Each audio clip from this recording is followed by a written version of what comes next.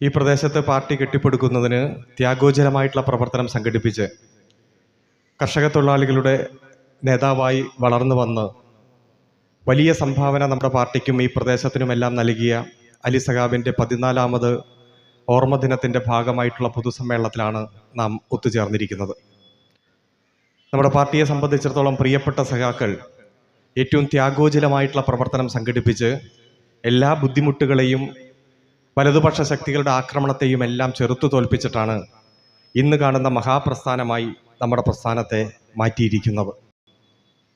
അന്ധവിശ്വാസങ്ങൾക്കും അനാചാരങ്ങൾക്കും സാമൂഹ്യ ജീർണതയ്ക്കും തൊട്ടുകൂടായ്മയ്ക്കും തീണ്ടിക്കൂടായ്മയ്ക്കുമെതിരെ നവോത്ഥാന ശക്തികളും സാമൂഹ്യ പരിഷ്കർത്താക്കളുമെല്ലാം നടത്തിയ പോരാട്ടത്തെ ദേശീയ പ്രസ്ഥാനം ഏറ്റെടുക്കുകയും ദേശീയ പ്രസ്ഥാനം തുടങ്ങിവെച്ച പോരാട്ടം കരുത്തോടുകൂടി കോൺഗ്രസ് സോഷ്യലിസ്റ്റ് പാർട്ടിയിലൂടെ കമ്മ്യൂണിസ്റ്റ് പാർട്ടി ഏറ്റെടുക്കുകയും കമ്മ്യൂണിസ്റ്റ് പാർട്ടി നടത്തിയ ചിട്ടയായിട്ടുള്ള പ്രവർത്തനത്തെ ലോകത്താദ്യമായി ബാലറ്റിലൂടെ കമ്മ്യൂണിസ്റ്റ് പാർട്ടി അധികാരത്തിൽ വന്ന സംസ്ഥാനമായി നമ്മുടെ സംസ്ഥാനത്തെ മാറ്റിയതുമെല്ലാം ചരിത്രം കുറച്ച് പുറകോട്ട് നോക്കിയാൽ നമുക്ക് കാണാൻ കഴിയും.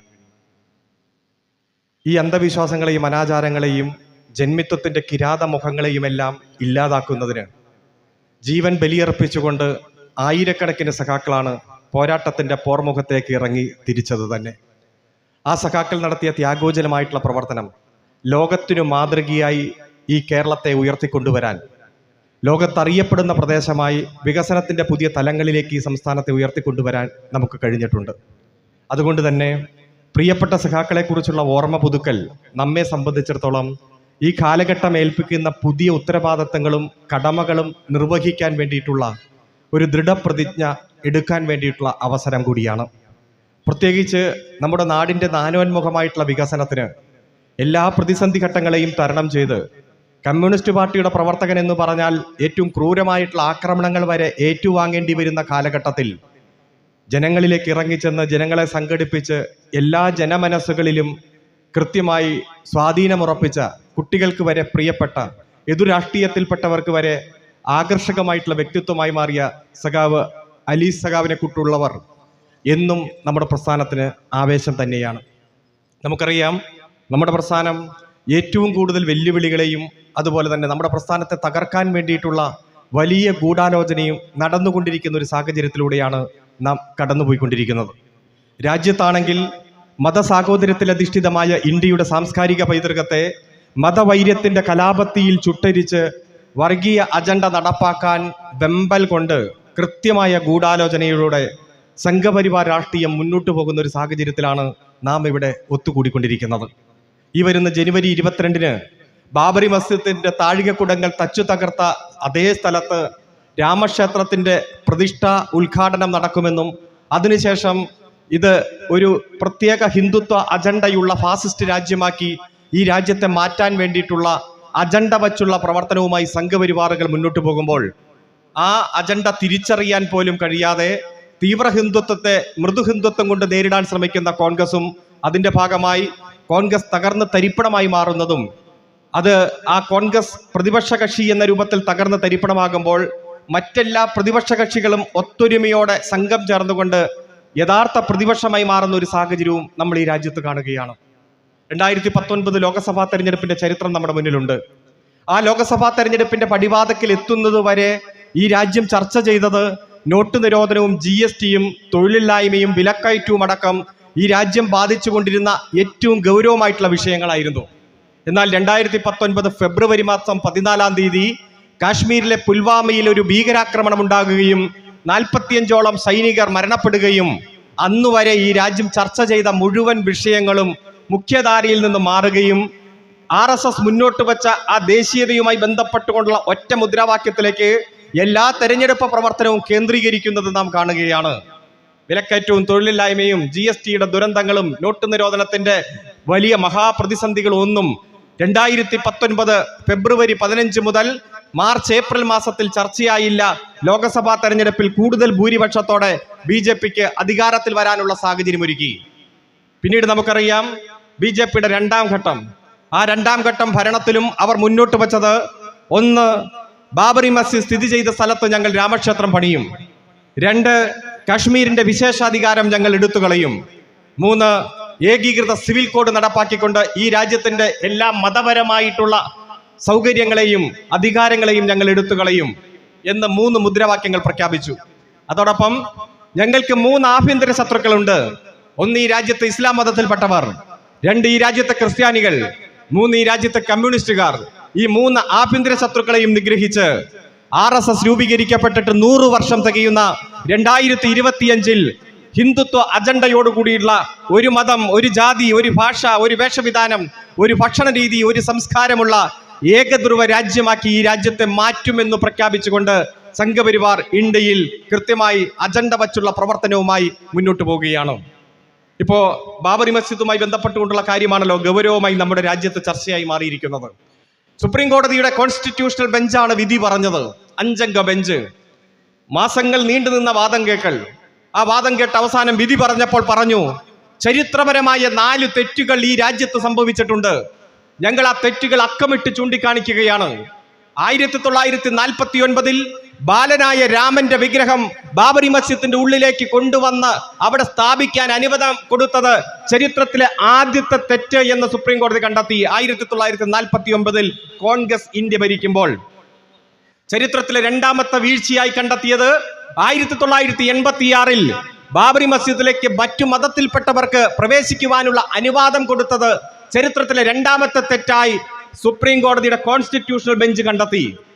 3 വർഷങ്ങൾക്ക് ശേഷം 1989 ബാബറി മസ്ജിദിന്റെ ഉള്ളിൽ കൃത്യമായി മറ്റു മതത്തിൽപ്പെട്ടവർക്ക് ആരാധനാ സ്വാതന്ത്ര്യം തുറന്നു കൊടുത്തത്, അനുവദിച്ചു കൊടുത്തത് ചരിത്രത്തിലെ 3ാമത്തെ തെറ്റായി സുപ്രീം കോടതിയുടെ കോൺസ്റ്റിറ്റ്യൂഷണൽ ബെഞ്ച് കണ്ടെത്തുകയാണ്.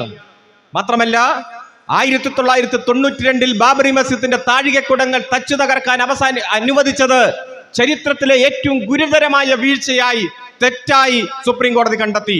4 തെറ്റുകൾ ചൂണ്ടിക്കാണിച്ചു. എന്നിട്ട് പറഞ്ഞു, ആ ബാബറി മസ്ജിദ് സ്ഥിതി ചെയ്ത സ്ഥലത്ത് തന്നെ രാമക്ഷേത്രം പണിതോളൂ. ഒരു ട്രസ്റ്റ് രൂപീകരിച്ച് പണി ആരംഭിക്കുക. 5 കിലോമീറ്റർ അപ്പുറത്ത് മറ്റൊരു 5 ഏക്കർ സ്ഥലം കണ്ടെത്തി അവിടെ ബാബറി മസ്ജിദ് പുനർനിർമ്മിക്കാൻ വേണ്ടിയിട്ടുള്ള അനുവാദം അതും ഗവൺമെന്റ് ചെയ്തു കൊടുക്കുക എന്ന് പറഞ്ഞു. സാധാരണ ഒരു വിധിന്യായം വന്നാൽ ആ വിധിന്യായം ആരാണ് വിധി പറഞ്ഞത് എന്ന ജഡ്ജ്മെന്റിന്റെ അടിയിൽ ഉണ്ടാകും. കോടതിയിലൊക്കെ പോയ നിങ്ങൾക്ക് പലർക്കും അറിയാം ഏത് ജഡ്ജിയാണ് വിധി പറഞ്ഞത്. 5 അംഗ കോൺസ്റ്റിറ്റ്യൂഷണൽ ബെഞ്ച് വിധി പറയുമ്പോൾ 5 ജഡ്ജിമാരുടെയും പേര് അതിലില്ല. ഒരൊറ്റ ജഡ്ജിമാരുടെ പേര് പോലും ഇല്ല. അതായത് ആരാണ് ഈ വിധിന്യായം പറഞ്ഞത് എന്ന് പോലും ചരിത്രത്തിന്റെ താളുകൾ എടുത്ത് പരിശോധിച്ചാൽ, പരമോന്നത നീതിപീഠമായ സുപ്രീം കോടതിയുടെ വിധിന്യായം എടുത്ത് പരിശോധിച്ചാൽ നമുക്ക് മനസ്സിലാക്കാൻ കഴിയാത്ത തരത്തിലേക്ക് അതുവരെ മറച്ചു വച്ചുകൊണ്ടൊരു വിധിയാണ് പുറത്തു വന്നത്. ഇപ്പോഴോ വളരെ ധൃതി പിടിച്ച് അവിടെ ട്രസ്റ്റിനെ ഏൽപ്പിച്ച പണി പ്രധാനമന്ത്രി തന്നെ ആരംഭിച്ച് ഉദ്ഘാടനം ചെയ്ത്, അതുപോലെ തന്നെ അത് ഗവൺമെന്റ് സ്പോൺസേഡ് പരിപാടിയായി ക്ഷേത്രത്തിന്റെ പണി 60% പോലും പൂർത്തീകരിച്ചിട്ടില്ല എന്ന യാഥാർത്ഥ്യം നിലനിൽക്കെ ധൃതി പിടിച്ച് ജനുവരി മാസം 22-ാം തീയതി ഉദ്ഘാടനം ചെയ്യാൻ തീരുമാനിച്ചിരിക്കുകയാണ്. അത് ഒരു രാഷ്ട്രീയ പ്രവർത്തനമാക്കി മാറ്റിയിരിക്കുകയാണ്. നമുക്ക് ഏത് മതത്തിലും വിശ്വസിക്കാം, ഏത് മതവിശ്വാസവുമായി മുന്നോട്ട് പോകാം. എന്നാൽ ഒരു ഗവൺമെന്റ് സ്പോൺസേഡ് പ്രവൃത്തിയായി ഈ ക്ഷേത്ര നിർമ്മാണവും ഒരു വിശ്വാസത്തിന്റെ ഭാഗമായിട്ടുള്ള ആരാധനാലയത്തെ തകർത്ത് മറ്റൊരു വിശ്വാസത്തിന്റെ ഭാഗമായിട്ടുള്ള ആരാധനാലയത്തെ സ്ഥാപിക്കുന്നതും അതിന്റെ ഉദ്ഘാടനവും മറ്റെല്ലാ പ്രക്രിയയും അങ്ങനെ ഒരു രാഷ്ട്രീയ അജണ്ടയായി മുന്നോട്ട് പോകുന്നത് നാം കാണുകയാണ്. 2ാമത് RSS പ്രഖ്യാപിച്ചത് കാശ്മീരിനെ കീറിമുറിക്കുമെന്നതാണ്. അതും സംഭവിച്ചു. ഇന്ത്യയുടെ പാർലമെന്റിൽ പോക്കറ്റിൽ നിന്ന് ഒരു കഷ്ണം തുണ്ട് കടലാസ് എടുത്ത് ഒറ്റ വരി വായിക്കുകയാണ് കാശ്മീരിന്റെ വിശേഷാധികാരം ആർട്ടിക്കിൾ 370 എടുത്തു കളഞ്ഞിരിക്കുന്നു എന്ന്. ഒന്നാലോചിച്ച് നോക്കിയേ. ഭരണഘടനാ ഭേദഗതി എന്ന് വരുമ്പോൾ ദിവസങ്ങൾ നീണ്ടു നിൽക്കുന്ന ചർച്ചയും സംവാദങ്ങളും എല്ലാം നടത്തിയിട്ടാണ് ഇന്ത്യയുടെ പാർലമെന്റ് ഭരണഘടനാ ഭേദഗതി നടത്തുന്നത്. എന്നാൽ ഇന്ത്യൻ യൂണിയന്റെ ഭാഗമായി കാശ്മീർ ചേരുമ്പോൾ ആ സംസ്ഥാനത്തിലുള്ള വിശേഷാധികാരങ്ങളെല്ലാം ഒറ്റ വരിയിൽ എടുത്തു കളയുകയാണ്. അതും ഭരണഘടനാ ബെഞ്ചിന് വിട്ടു. അടുത്ത കാലത്ത് ഭരണഘടനാ ബെഞ്ചിന്റെ വിധി വന്നു. എന്താണ്? ഗവൺമെന്റിന്റെ നയപരമായിട്ടുള്ള തീരുമാനത്തിൽ ഞങ്ങൾ ഇടപെടുന്നില്ല. ആ നയപരമായ തീരുമാനത്തിലേക്ക് ഗവൺമെന്റ് സ്വീകരിച്ച മാർഗങ്ങളെല്ലാം തെറ്റാണ്, വീഴ്ചയാണ്. കാരണം കാശ്മീർ നിയമസഭയ്ക്ക് മാത്രമുള്ള അധികാരം കാശ്മീർ നിയമസഭ പിരിച്ചുവിട്ട് ഗവർണറെ ഏൽപ്പിക്കുന്നതും, അതുപോലെ ഗവർണർ ഏകപക്ഷീയമായി രാഷ്ട്രപതിക്ക് റെക്കമെൻഡേഷൻ അയക്കുന്നതും, കാശ്മീരിന്റെ ഭരണഘടനാ അസംബ്ലിക്കുള്ള അധികാരം കാശ്മീർ നിയമസഭ എന്ന് തിരുത്തി എഴുതിയതുമെല്ലാം ഭരണഘടനാപരമല്ല എന്ന് വളഞ്ഞ വഴിയാണെന്നും കണ്ടെത്തിയ സുപ്രീം കോടതി പറഞ്ഞു നയപരമായ തീരുമാനത്തിൽ ഞങ്ങൾ ഇടപെടുന്നില്ല എന്ന്. പ്രിയപ്പെട്ടവരെ, അത് മാത്രമല്ല ആർട്ടിക്കിൾ 3 ഇന്ത്യൻ ഭരണഘടനയുടെ ആർട്ടിക്കിൾ 3 പ്രകാരം ഒരു സംസ്ഥാനത്തെ പൂർണ്ണമായി കേന്ദ്രഭരണ പ്രദേശമാക്കി മാറ്റാൻ കഴിയില്ല. ഇത് കാശ്മീരിനെ പൂർണ്ണമായി കേന്ദ്രഭരണ പ്രദേശമാക്കി മാറ്റി. അത് ഭരണഘടനാ വിരുദ്ധമാണ്. ഞങ്ങൾ അതിലേക്ക് കടക്കുന്നില്ല. കാരണം സ്റ്റേറ്റിന്റെ അറ്റോർണി വന്ന് പറഞ്ഞിരിക്കുകയാണ്, ഭാവിയിൽ ഞങ്ങൾ സംസ്ഥാന പദവി തിരിച്ചു കൊടുക്കും എന്ന് വാദമധ്യേ പറഞ്ഞു എന്നതുകൊണ്ട് ഞങ്ങൾ അതിലേക്ക് കടക്കുന്നില്ല എന്ന് പറയുകയാണ്. ഒരു ഭരണഘടനാ ബെഞ്ചിന് ഒരു വിഷയം വിടുക എന്ന് പറഞ്ഞാൽ അത്ര നിർണായകമായ വിഷയമല്ലേ, അത്ര ഗൗരവമായ വിഷയമല്ലേ? അഡ്രസ്സ് ചെയ്യേണ്ട കാര്യങ്ങളിൽ ഒരക്ഷരം പറയാതെ മുന്നോട്ട് പോകുന്നു. ഇപ്പോൾ കാശ്മീരിനെ കീറി മുറിച്ച് ലഡാക്കും അതുപോലെ ജമ്മുവും അടക്കം 2 കേന്ദ്രഭരണ പ്രദേശമായി മാറി. മൂന്നാമത്തെ പ്രഖ്യാപനം നമുക്കറിയാം, യൂണിഫോം സിവിൽ കോഡ്, ഏക സിവിൽ കോഡ് നടപ്പാക്കുമെന്നതാണ്. ഇന്ത്യൻ ഭരണഘടനയുടെ ആർട്ടിക്കിൾ 25, 26, 27, 28 ഏതു മതത്തിലും നിങ്ങൾക്ക് വിശ്വസിക്കാം, ഏതു മതത്തിലുള്ള വിശ്വാസത്തെയും നിങ്ങൾക്ക് പ്രചരിപ്പിക്കാം. നിങ്ങൾക്കൊരു മതത്തിലും വിശ്വാസമില്ലെങ്കിൽ വിശ്വാസമില്ലാതെ ജീവിക്കാം. ഒരു മതത്തിലും വിശ്വാസമില്ലെങ്കിൽ അത് പ്രചരിപ്പിക്കാൻ വരെ ഇന്ത്യൻ ഭരണഘടനയുടെ ആർട്ടിക്കിൾ 25 മുതൽ 28 വരെ നമുക്ക് അനുവാദം നൽകുന്നുണ്ട്. പക്ഷെ പ്രിയപ്പെട്ടവരെ, ഏതു മതത്തിലും വിവാഹവും വിവാഹമോചനം അതുപോലെ തന്നെ ഡിവോഴ്സ്, പിന്തുടർച്ച അവകാശം, ദത്തവകാശം ഇവയെല്ലാം ഒരൊറ്റ രീതിയിലേക്ക് മാറ്റാൻ വേണ്ടിയിട്ടുള്ള തീരുമാനം ഈ രാജ്യത്ത് അടിച്ചേൽപ്പിക്കുമെന്ന് മധ്യപ്രദേശിൽ ഒരു പൊതുയോഗത്തിൽ ഇന്ത്യയുടെ പ്രധാനമന്ത്രി മാസങ്ങൾക്ക് മുമ്പ് പ്രഖ്യാപിക്കുകയാണ്. ഈ വരുന്ന ലോക്സഭാ തെരഞ്ഞെടുപ്പിന് മുമ്പ് ഞങ്ങൾ യൂണിഫോം സിവിൽ കോഡും ഈ രാജ്യത്ത് നടപ്പാക്കുമെന്ന് പ്രഖ്യാപിച്ച് കൃത്യമായ രാഷ്ട്രീയ അജണ്ടയോടെ മുന്നോട്ട് പോകുന്നത് നാം കാണുകയാണ്. ഭൂരിപക്ഷമുണ്ട്. അതുകൊണ്ട് ആ ഭൂരിപക്ഷം ഏത് ജനവിരുദ്ധ നയങ്ങളും നടപ്പാക്കുവാനുള്ള ലൈസൻസ് ആണെന്ന് പ്രഖ്യാപിക്കുന്നു. ഈ ഗവൺമെന്റ് വന്നപ്പോൾ ആദ്യത്തെ തീരുമാനം എന്തായിരുന്നു? പൗരത്വത്തിന്റെ മാനദണ്ഡം മതമാക്കി മാറ്റി. ഈ രാജ്യത്ത് ജനിച്ചു വീഴുന്ന മുഴുവൻ ആളുകളും ഈ രാജ്യത്തിന്റെ മക്കളാണ്, ഈ രാജ്യത്തിന്റെ പൗരന്മാരാണ്. അവരോട് പറഞ്ഞു, നിങ്ങൾ ഈ രാജ്യത്ത് തുടരണമെങ്കിൽ രേഖ കാണിക്കണം. എന്ത് രേഖ? SSLC ബുക്കോ ആധാർ കാർഡോ അതുപോലെ തന്നെ നമ്മുടെ മറ്റു രേഖകൾ, സാധാരണ ഉപയോഗിക്കുന്ന പാൻ കാർഡോ അതുപോലെ പാസ്പോർട്ടോ മറ്റു രേഖകളൊന്നും പോരാ. ജനന സർട്ടിഫിക്കറ്റ് തന്നെ കാണിക്കണം. ഈ രാജ്യത്ത് ജനനം രജിസ്റ്റർ ചെയ്ത് തുടങ്ങിയത് 1969-ലാണ്. 69-ന് മുമ്പ് ജനിച്ച ഈ യോഗത്തിലുള്ള നമ്മുടെ സുഹൃത്തുക്കൾക്കൊന്നും ബർത്ത് സർട്ടിഫിക്കറ്റ് ഉണ്ടാവില്ല, ജനന സർട്ടിഫിക്കറ്റ് ഉണ്ടാവില്ല. കാരണം ആ വർഷമാണ് ജനനം രജിസ്റ്റർ ചെയ്യണമെന്ന തീരുമാനം തുടങ്ങിയത്. സംശയമുള്ളവർ, രേഖയില്ല, ബർത്ത് സർട്ടിഫിക്കറ്റ് ഇല്ലെങ്കിൽ നേരെ ആസാമിൽ പണി തീർത്തിരിക്കുന്ന ഡിറ്റൻഷൻ സെന്ററുകളിലേക്ക് പോകണം, അല്ലെങ്കിലോ ഈ രാജ്യം വിട്ടു പോകണം. ഒന്ന് ആലോചിച്ച് നോക്കിയേ, പൗരത്വത്തിന്റെ മാനദണ്ഡം മതമാക്കി മാറ്റുന്ന രാജ്യമായി ഈ രാജ്യം മാറിയത് നമ്മൾ കണ്ടില്ലേ? ഉജ്ജ്വലമായ സമര പോരാട്ടം ഉയർന്നു വന്നു. സർവകലാശാലകളും കോളേജുകളും എല്ലാം സമരഭൂമികയായി മാറി. അലയൊടുങ്ങാത്ത സമര പോരാട്ടങ്ങൾ ഈ രാജ്യത്ത് ഉയർന്നു വന്നപ്പോ തൽക്കാലം നടപ്പാക്കില്ല എന്ന് പറഞ്ഞ് തടിയൂരേണ്ടി വന്നത് നാം കാണുകയാണ്. അതിനുശേഷം മുത്തലാഖ് പരിഷ്കരണ നിയമം, ഭാര്യയെ 3 തവണ ധൃതി പിടിച്ച് തലാഖ് ചൊല്ലുന്നത് പരിഷ്കൃത സമൂഹത്തിന് യോജിച്ചതല്ല എന്ന ആശയം ഏറ്റവും ഗൗരവത്തോടെ ഈ രാജ്യം ചർച്ച ചെയ്തു. പക്ഷേ മുത്തലാഖുമായി ബന്ധപ്പെട്ടുകൊണ്ട് ഒരു അഡീഷൻ വരുത്തി. എന്താണ്? ഇതുമായി ബന്ധപ്പെട്ടുകൊണ്ട് വരുന്ന തർക്കങ്ങളെല്ലാം ക്രിമിനൽ നിയമമാണ്. ഹിന്ദുമതം, ക്രിസ്ത്യൻ മതത്തിലുമെല്ലാം എന്തെങ്കിലും തർക്കങ്ങൾ ഭാര്യ ഭർത്താക്കന്മാർ തമ്മിൽ ഉണ്ടായാൽ അത് സിവിൽ നിയമമാണ്. ഒരു മേശയ്ക്ക് ചുറ്റും ഇരുന്ന് പറഞ്ഞ് പരിഹരിക്കാം. എല്ലാം അദാലത്തിലൂടെ, എല്ലാം മീഡിയേഷനിലൂടെ പരിഹരിക്കാം. എന്നാൽ ഇസ്ലാം മതത്തിലോ അത് ക്രിമിനൽ നിയമം, നേരെ ജയിലിൽ പോയി കിടക്കണം. പ്രത്യേകമായിട്ടുള്ള നിയമനിർമ്മാണം നാം കാണുകയാണ്. അതിനെതിരെയും അത്യുജ്വലമായ സമര പോരാട്ടവും പ്രതിഷേധവുമാണ് ഈ രാജ്യത്ത് ഉയർന്നു വന്നത്. നേരെ പിന്നെ കടന്നത് കാർഷിക മേഖലയിലേക്കാണ്. കാർഷിക പരിഷ്കരണ നിയമം കൊണ്ടുവന്ന് ഈ രാജ്യത്തെ കോടിക്കണക്കിന് വരുന്ന കർഷകർ, നമുക്ക് അന്നം നൽകുന്ന കർഷകർ, അവർ ഉൽപ്പാദിപ്പിക്കുന്ന കാർഷിക ഉൽപ്പന്നങ്ങൾക്ക് താങ്ങുവിലയില്ല. തൊട്ടടുത്ത ചന്തകളിൽ കൊണ്ടുപോയി വിൽക്കാൻ പോലും അനുവാദം കൊടുക്കാതെ പോയത് നാം കാണുകയാണ്. എത്ര ഉജ്ജ്വലമായ പോരാട്ടമാണ് നമ്മുടെ രാജ്യത്ത് വളർന്നു വന്നത്. നിങ്ങൾക്ക് ഓർമ്മയില്ലേ? 1.25 വർഷം നീണ്ടു നിൽക്കുന്ന കർഷകരുടെ ഐതിഹാസികമായ സമരം. ആ സമരം ആരംഭിച്ചപ്പോ രാജ്യത്തിന്റെ പ്രധാനമന്ത്രി തന്നെ പറയുകയാണ്, ഇത് അർബൻ നക്സലൈറ്റുകൾ നടത്തുന്ന സമരമാണ്, ഖാലിസ്ഥാൻ വാദികൾ നടത്തുന്ന സമരമാണ്, പാകിസ്ഥാൻ വാദികൾ നടത്തുന്ന സമരമാണ്. ഈ സമരത്തെ നിങ്ങൾ മൈൻഡ് ചെയ്യരുത്, ഒരു മാധ്യമങ്ങൾ പോലും വാർത്തയാക്കരുത് എന്ന് പറഞ്ഞു. ഡിസംബർ ജനുവരി മാസത്തെ കൊടും തണുപ്പ് അതിജീവിക്കാൻ കഴിയാതെ, അതുപോലെ മെയ് ജൂൺ മാസത്തെ കൊടും ചൂട് അതിജീവിക്കാൻ കഴിയാതെ, കോവിഡിന്റെ 1ാം ഘട്ടം, 2ാം ഘട്ടം, 3ാം ഘട്ടത്തെ അതിജീവിക്കാൻ കഴിയാതെ നൂറുകണക്കിന് കർഷകർ സമരഭൂമിയിൽ പിടഞ്ഞു വീണ് മരിച്ചിട്ടും മുദ്രാവാക്യങ്ങൾ ഓരോന്നായി നേടിയെടുത്തുകൊണ്ടാണ് നമുക്ക് അന്നം നൽകുന്ന കർഷകർ നടത്തിയ ഐതിഹാസികമായ സമരം ഉജ്ജ്വലമായ സമരമായി വിജയപരിവാസത്തിലേക്ക് എത്തിയത് എന്ന് നമുക്ക് കാണാൻ കഴിയും. അവസാനം രാജ്യത്തെ അഭിസംബോധന ചെയ്തുകൊണ്ട് പ്രധാനമന്ത്രി തന്നെ പറഞ്ഞു, മാപ്പ് പറഞ്ഞുകൊണ്ട് എല്ലാ കർഷകരുടെയും മുദ്രാവാക്യങ്ങൾ, മുന്നോട്ട് വെച്ച മുദ്രാവാക്യങ്ങളും അംഗീകരിച്ചു കൊടുക്കുന്നത് നാം കാണുകയാണ്. പിന്നെ നേരെ ഇടപെട്ടത് ഇവിടെ തൊഴിലാളി വർഗത്തിന് നേരെയാണ്.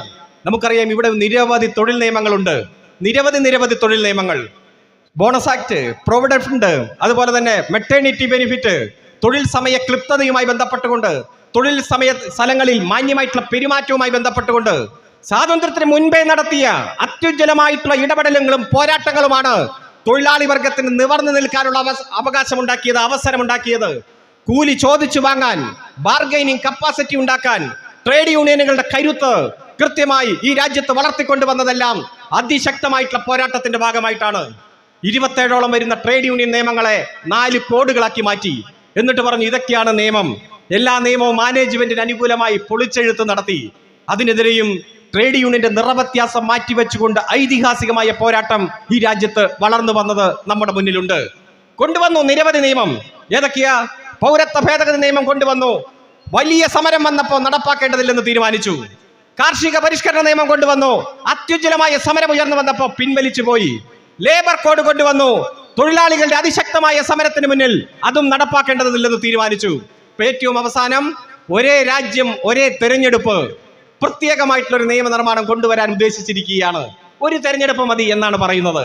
ലോകസഭ, രാജ്യസഭ, നിയമസഭ, പഞ്ചായത്ത്, ബ്ലോക്ക്, ഗ്രാമം, മുനിസിപ്പാലിറ്റി, കോർപ്പറേഷൻ എല്ലാം ഒറ്റ തെരഞ്ഞെടുപ്പ്. എന്താണ് അതിന് കാരണമെന്ന് ചോദിച്ചാൽ തെരഞ്ഞെടുപ്പുകൾക്ക് സാമ്പത്തിക ചെലവ് വരികയാണെന്നാണ് പറയുന്നത്.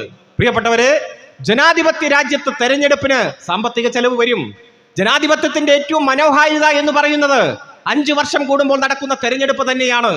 ആ തെരഞ്ഞെടുപ്പ് സമ്പ്രദായത്തെ വരെ അട്ടിമറിച്ച് ഏകാധിപത്യത്തിലേക്ക്, സ്വേച്ഛാധിപത്യത്തിലേക്ക്, തെരഞ്ഞെടുപ്പുകൾ ഇല്ലാത്തൊരു യുഗത്തിലേക്ക് ഈ രാജ്യത്തെ കൊണ്ടുപോകാൻ കൃത്യമായ അജണ്ട വച്ചുള്ള RSSന്റെ പ്രവർത്തനം നടന്നുകൊണ്ടിരിക്കുകയാണ്. അതും പോട്ടെ, അവസാനം വന്ന് പറയുകയാണ് ഇന്ത്യ എന്ന പേര് മാറ്റും.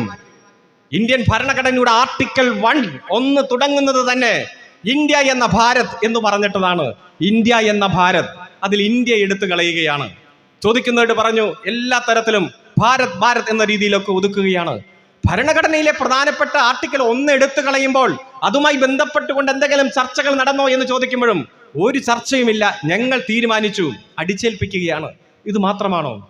മാത്രമല്ല, നമ്മുടെ പാർലമെന്റിനെ തകർക്കുന്നു, എക്സിക്യൂട്ടീവിനെ തകർക്കുന്നു, സുപ്രീം കോടതിയെ വരെ പലതരത്തിൽ പ്രവർത്തന സ്വാതന്ത്ര്യം നിഷേധിക്കുകയാണ്. പാർലമെന്റ് എന്ന് പറഞ്ഞാൽ പ്രസിഡന്റ്, അതുപോലെ തന്നെ നമുക്കറിയാം ലോകസഭ, രാജ്യസഭ, പ്രസിഡന്റ്, ഇതാണ് പാർലമെന്റ്. നമ്മുടെ പാർലമെന്റിനെ കുറിച്ച് കൃത്യമായി നിർവചിച്ചിട്ടുണ്ട്. പാർലമെന്റിന്റെ പുതിയ മന്ദിരത്തിന്റെ ഉദ്ഘാടനത്തിന് ഇന്ത്യയുടെ പ്രസിഡന്റിനെ വിളിക്കുന്നില്ല. ഒന്ന് ആലോചിച്ച് നോക്കിയ, ഒരു പുതിയ മന്ദിരം ഉദ്ഘാടനം ചെയ്യുമ്പോൾ പാർലമെന്റ് എന്ന് പറഞ്ഞാൽ president plus Lok Sabha plus Rajya Sabha ചേരുന്നതാണ് ഇന്ത്യയുടെ പാർലമെന്റ്. എന്താണ് ഇന്ത്യയുടെ പ്രസിഡന്റിനെ വിളിക്കാത്തത്? പല ചോദ്യങ്ങൾ വന്നു. തമിഴ്നാട്ടിൽ നിന്ന് വിമാനം ചാർട്ട് ചെയ്ത് സന്യാസി വര്യന്മാരെ കൊണ്ടുപോയി. പക്ഷെ ഇന്ത്യയുടെ പ്രസിഡന്റിനെ വിളിക്കുന്നില്ല. അവർ ഒരു സ്ത്രീയാണ്, അവർ ഒരു വിധവയാണ്, അവർ ഒരു ദളിത് സ്ത്രീയാണ്. RSS വിഭാവനം ചെയ്യുന്ന ആ സവർണ രാജ്യത്ത് ഇത്തരത്തിലുള്ളവരൊന്നും ഹിന്ദുക്കളുടെ പട്ടികയിൽ പെടില്ല. അതുകൊണ്ട് ഒരു സുപ്രധാനമായിട്ടുള്ള ചടങ്ങിൽ അത്തരത്തിലുള്ള ആളെ വിളിക്കാൻ തയ്യാറല്ല എന്ന് RSS കൃത്യമായി പ്രഖ്യാപിക്കുന്നത് നാം കാണുകയാണ്. ഇന്ത്യയുടെ പ്രസിഡന്റിനെ വിളിക്കാതെ പാർലമെന്റ് മന്ദിരത്തിന്റെ ഉദ്ഘാടനം നാം കാണുകയാണ്. ഇത് മാത്രമാണോ? ഓരോ രംഗത്തും ഈ രാജ്യത്തിന്റെ മതനിരപേക്ഷ കാഴ്ചപ്പാടുകളെ തകർക്കാൻ, ഈ രാജ്യം മുന്നോട്ട് വയ്ക്കുന്ന ബഹുസ്വരതയെ തകർക്കാൻ, ഈ രാജ്യം മുന്നോട്ട് വയ്ക്കുന്ന നാനത്വത്തിൽ ഏകത്വത്തെ തകർക്കാൻ, ഈ രാജ്യത്തിന്റെ എല്ലാ പ്രത്യേകതകളെയും തകർക്കാൻ വേണ്ടി അജണ്ട വച്ചുകൊണ്ടുള്ള പ്രവർത്തനവുമായി RSSും സംഘപരിവാറും മുന്നോട്ട് പോകുന്നതിന്റെ ഏറ്റവും അവസാന ഘട്ടത്തിലൂടെയാണ് നമ്മുടെ രാജ്യം നിലനിന്ന് മുന്നോട്ട് പോകുന്നത്. നമുക്കറിയാം, മറ്റു രാജ്യങ്ങളിലെല്ലാം പട്ടാളം രാജ്യത്തിന്റെ ഭരണം പിടിച്ച സാഹചര്യമുണ്ട്, ജനപ്രതിനിധികളെ ജയിലിലടച്ച സാഹചര്യമുണ്ട്. ഇതൊന്നും ഇന്ത്യയിൽ ഉണ്ടാവാതെ ഇരുന്നത് അതിശക്തമായ ഒരു ഭരണഘടന നമ്മുടെ രാജ്യത്തിനുണ്ട്. 1949 നവംബർ മാസം 26-ന് ഇന്ത്യൻ ഭരണഘടനാ അസംബ്ലി 2 വർഷവും 11 മാസവും 17 ദിവസവും എടുത്തുകൊണ്ട് ഇന്ത്യക്ക് ഒരു ഭരണഘടന എഴുതി ഉണ്ടാക്കി ഒപ്പിടുമ്പോൾ, പ്രിയപ്പെട്ടവരെ, ഈ രാജ്യം ഒരു മതനിരപേക്ഷ രാജ്യമായി എന്നും കരുത്തോടെ, ചങ്കൂറ്റത്തോടെ നിലനിൽക്കാൻ വേണ്ടിയിട്ടുള്ള എല്ലാ സാഹചര്യങ്ങളും ഒരുക്കിയിട്ടാണ് ഭരണഘടന ഈ നാടിന് സമ്മാനിച്ചത്. ദൈവനാമത്തിൽ ആരംഭിക്കണമോ ഈ ഭരണഘടന എന്നതിനെ കുറിച്ച് വലിയ സംവാദങ്ങളും ചർച്ചകളും നടന്നതാണ്. അവസാനം വോട്ടിലിട്ടു. ആ വോട്ടിലിട്ടുമ്പോൾ വെറും 26 വോട്ടുകൾ മാത്രമാണ് 295 അംഗങ്ങളുള്ള കോൺസ്റ്റിറ്റ്യൂഷണൽ അസംബ്ലിയിൽ ദൈവനാമത്തിൽ ഈ ഭരണഘടന ആരംഭിക്കണം എന്ന വാദത്തിന് കിട്ടിയത്. ബാക്കി എല്ലാവരും we the people of India, നമ്മൾ ഇന്ത്യയിലെ ജനങ്ങൾ എന്ന് ആരംഭിക്കണം ഈ ഭരണഘടന എന്നതാണ് തീരുമാനിച്ചത്. ആ തീരുമാനമാണ് നടപ്പാക്കപ്പെട്ടത്. ആ തീരുമാനമാണ് കാലോചിതമായി പല ഘട്ടത്തിൽ ഭരണഘടന ഭേദഗതി നടത്തിക്കൊണ്ട് ഈ ഭരണഘടനയെ ലോകത്തിലെ ഏറ്റവും മികച്ച ഭരണഘടനയാക്കി മാറ്റിയത്. ആ ഭരണഘടനയെ പോലും അംഗീകരിക്കാത്തവർ, ആ ഭരണഘടന മുന്നോട്ട് വെക്കുന്ന മൗലിക അവകാശങ്ങളെയും മതനിരപേക്ഷ തത്വങ്ങളെയും പാർലമെന്ററി ജനാധിപത്യത്തെയും അംഗീകരിക്കാത്തവർ കൃത്യമായി രാജ്യത്തെ തകർക്കാൻ വേണ്ടിയിട്ടുള്ള ഗൂഢാലോചനയ്ക്ക് നേതൃത്വം കൊടുക്കുകയാണ്. ഒന്ന്, കേന്ദ്ര ഇൻവെസ്റ്റിഗേഷൻ ഏജൻസികളെ ദുരുപയോഗം ചെയ്യുന്നു. നിങ്ങൾക്കറിയാം, CBI, NIA, ED, കസ്റ്റംസ് ഇതെല്ലാം കേന്ദ്രത്തിന്റെ കയ്യിലിരിക്കുന്ന ഇൻവെസ്റ്റിഗേഷൻ ഏജൻസികളാണ്. ആരെങ്കിലും പ്രതിഷേധത്തിന്റെ ശബ്ദമുയർത്തിയാൽ, നിങ്ങൾ ചെയ്യുന്നത് തെറ്റാണ് എന്ന് ചൂണ്ടിക്കാണിച്ചാൽ, അപ്പോ ED, CBI വന്നു, കസ്റ്റംസ് വന്നു, അറസ്റ്റ് ചെയ്യുന്നു. എന്താണ് തെറ്റ്? ആർക്കും അറിയില്ല എന്ത് തെറ്റാണ് ചെയ്തതെന്ന്. ഇപ്പോ ആസാമിലെ കോൺഗ്രസിന്റെ നേതാവായിരുന്നു ഹേമന്ത ബിശ്വ ശർമ്മ. ഒരു കരുത്തനായ നേതാവായിരുന്നു. ED വന്ന് അന്വേഷണം തുടങ്ങി, CBI വന്ന് അന്വേഷണം തുടങ്ങി. അവസാനം ഒരു രക്ഷയില്ല, വീട്ടിൽ കിടന്നുറങ്ങാൻ പറ്റില്ല, നേരെ പുള്ളി BJP ആയി മാറി. ഇപ്പൊ BJPയുടെ മുഖ്യമന്ത്രിയാണ് ആസാമിലെ. ആ പ്രദേശത്തെ ഒരു വലിയ നേതാവാണ്. ഒരു കുഴപ്പമില്ല, BJP ആയി മാറിയപ്പോ പിന്നെ ഒരു EDയും ഇല്ല, CBIയും ഇല്ല, ഒന്നുമില്ല. മഹാരാഷ്ട്രയിലേക്ക് വന്നാൽ നാരായണ റാണെ കോൺഗ്രസിന്റെ നേതാവായിരുന്നു. ED, CBI, കസ്റ്റംസ് കയറി ഇറങ്ങി. അവസാനം പുള്ളി നേരെ BJP ആയി മാറി. അവിടെ നിന്നു അന്വേഷണം. മഹാരാഷ്ട്രയിലേക്ക് നോക്കിക്കഴിഞ്ഞാൽ NCPയെ പിളർത്താൻ, ശിവസേനയെ പിളർത്താൻ EDയെ നിരന്തരം ഉപയോഗിച്ചത് നമ്മുടെ മുന്നിലുണ്ട്. ഓരോ സംസ്ഥാനങ്ങളെയും തെരഞ്ഞുപിടിച്ച് പ്രതിപക്ഷ നേതാക്കന്മാരെ കൃത്യമായി കള്ളക്കേസിൽ കുടുക്കി, അവരെ രാഷ്ട്രീയമായി ഇല്ലായ്മ ചെയ്ത്, അവരുടെ രാഷ്ട്രീയ പ്രവർത്തനം തന്നെ അവസാനിപ്പിച്ച് അവരെ കാരാഗ്രഹത്തിൽ അടയ്ക്കും, അല്ലെങ്കിൽ BJP ആകണം. ഇതാണ് മുന്നോട്ട് വയ്ക്കുന്ന രാഷ്ട്രീയം. കേരളത്തിൽ നമ്മൾ ഒരുപാട് കണ്ടല്ലോ, അതിലേക്ക് വരാം. ഒരു ഭാഗത്ത് കേന്ദ്ര ഇൻവെസ്റ്റിഗേഷൻ ഏജൻസികളെ ദുരുപയോഗം ചെയ്യുന്നു. പാർലമെന്റിൽ തന്നെ നിങ്ങൾ കേട്ടില്ലേ, മീനാക്ഷി ലേഖി എന്ന കേന്ദ്രമന്ത്രി പറഞ്ഞു, മിണ്ടാതിരുന്നോളണം, അല്ലെങ്കിൽ ED നിങ്ങളുടെ വീട്ടിലെത്തുമെന്ന് പരസ്യമായി പറയുകയാണ്. ഈ രാജ്യത്തിന്റെ ചരിത്രത്തിൽ അത്തരം സാഹചര്യം ഇതിനു മുമ്പ് ഉണ്ടായിട്ടുണ്ടോ? രണ്ടാമത് ഗവർണർമാരെ ഉപയോഗിക്കുകയാണ്. നമുക്കറിയാം, ഗവർണർമാർ ആർട്ടിക്കിൾ 153 മുതൽ 165 വരെ ഇന്ത്യയുടെ ഭരണഘടനയിൽ പറഞ്ഞിട്ടുണ്ട്. ആരാണ് ഗവർണർ, എന്താണ് അദ്ദേഹത്തിന്റെ അധികാരം, പദവി, യോഗ്യത എല്ലാം പറഞ്ഞിട്ടുണ്ട്. ഇന്ത്യൻ ഭരണഘടനയിൽ ഓരോ സ്ഥാനത്തേക്കുള്ള സെലക്ഷനിലും പറയും, ഇത്ര വയസ്സ് വേണം, ഒരു ബുദ്ധി സ്ഥിരതയുള്ള മനുഷ്യനായിരിക്കണം, ഇത്ര വിദ്യാഭ്യാസ യോഗ്യത വേണമെന്നെല്ലാം പറയും.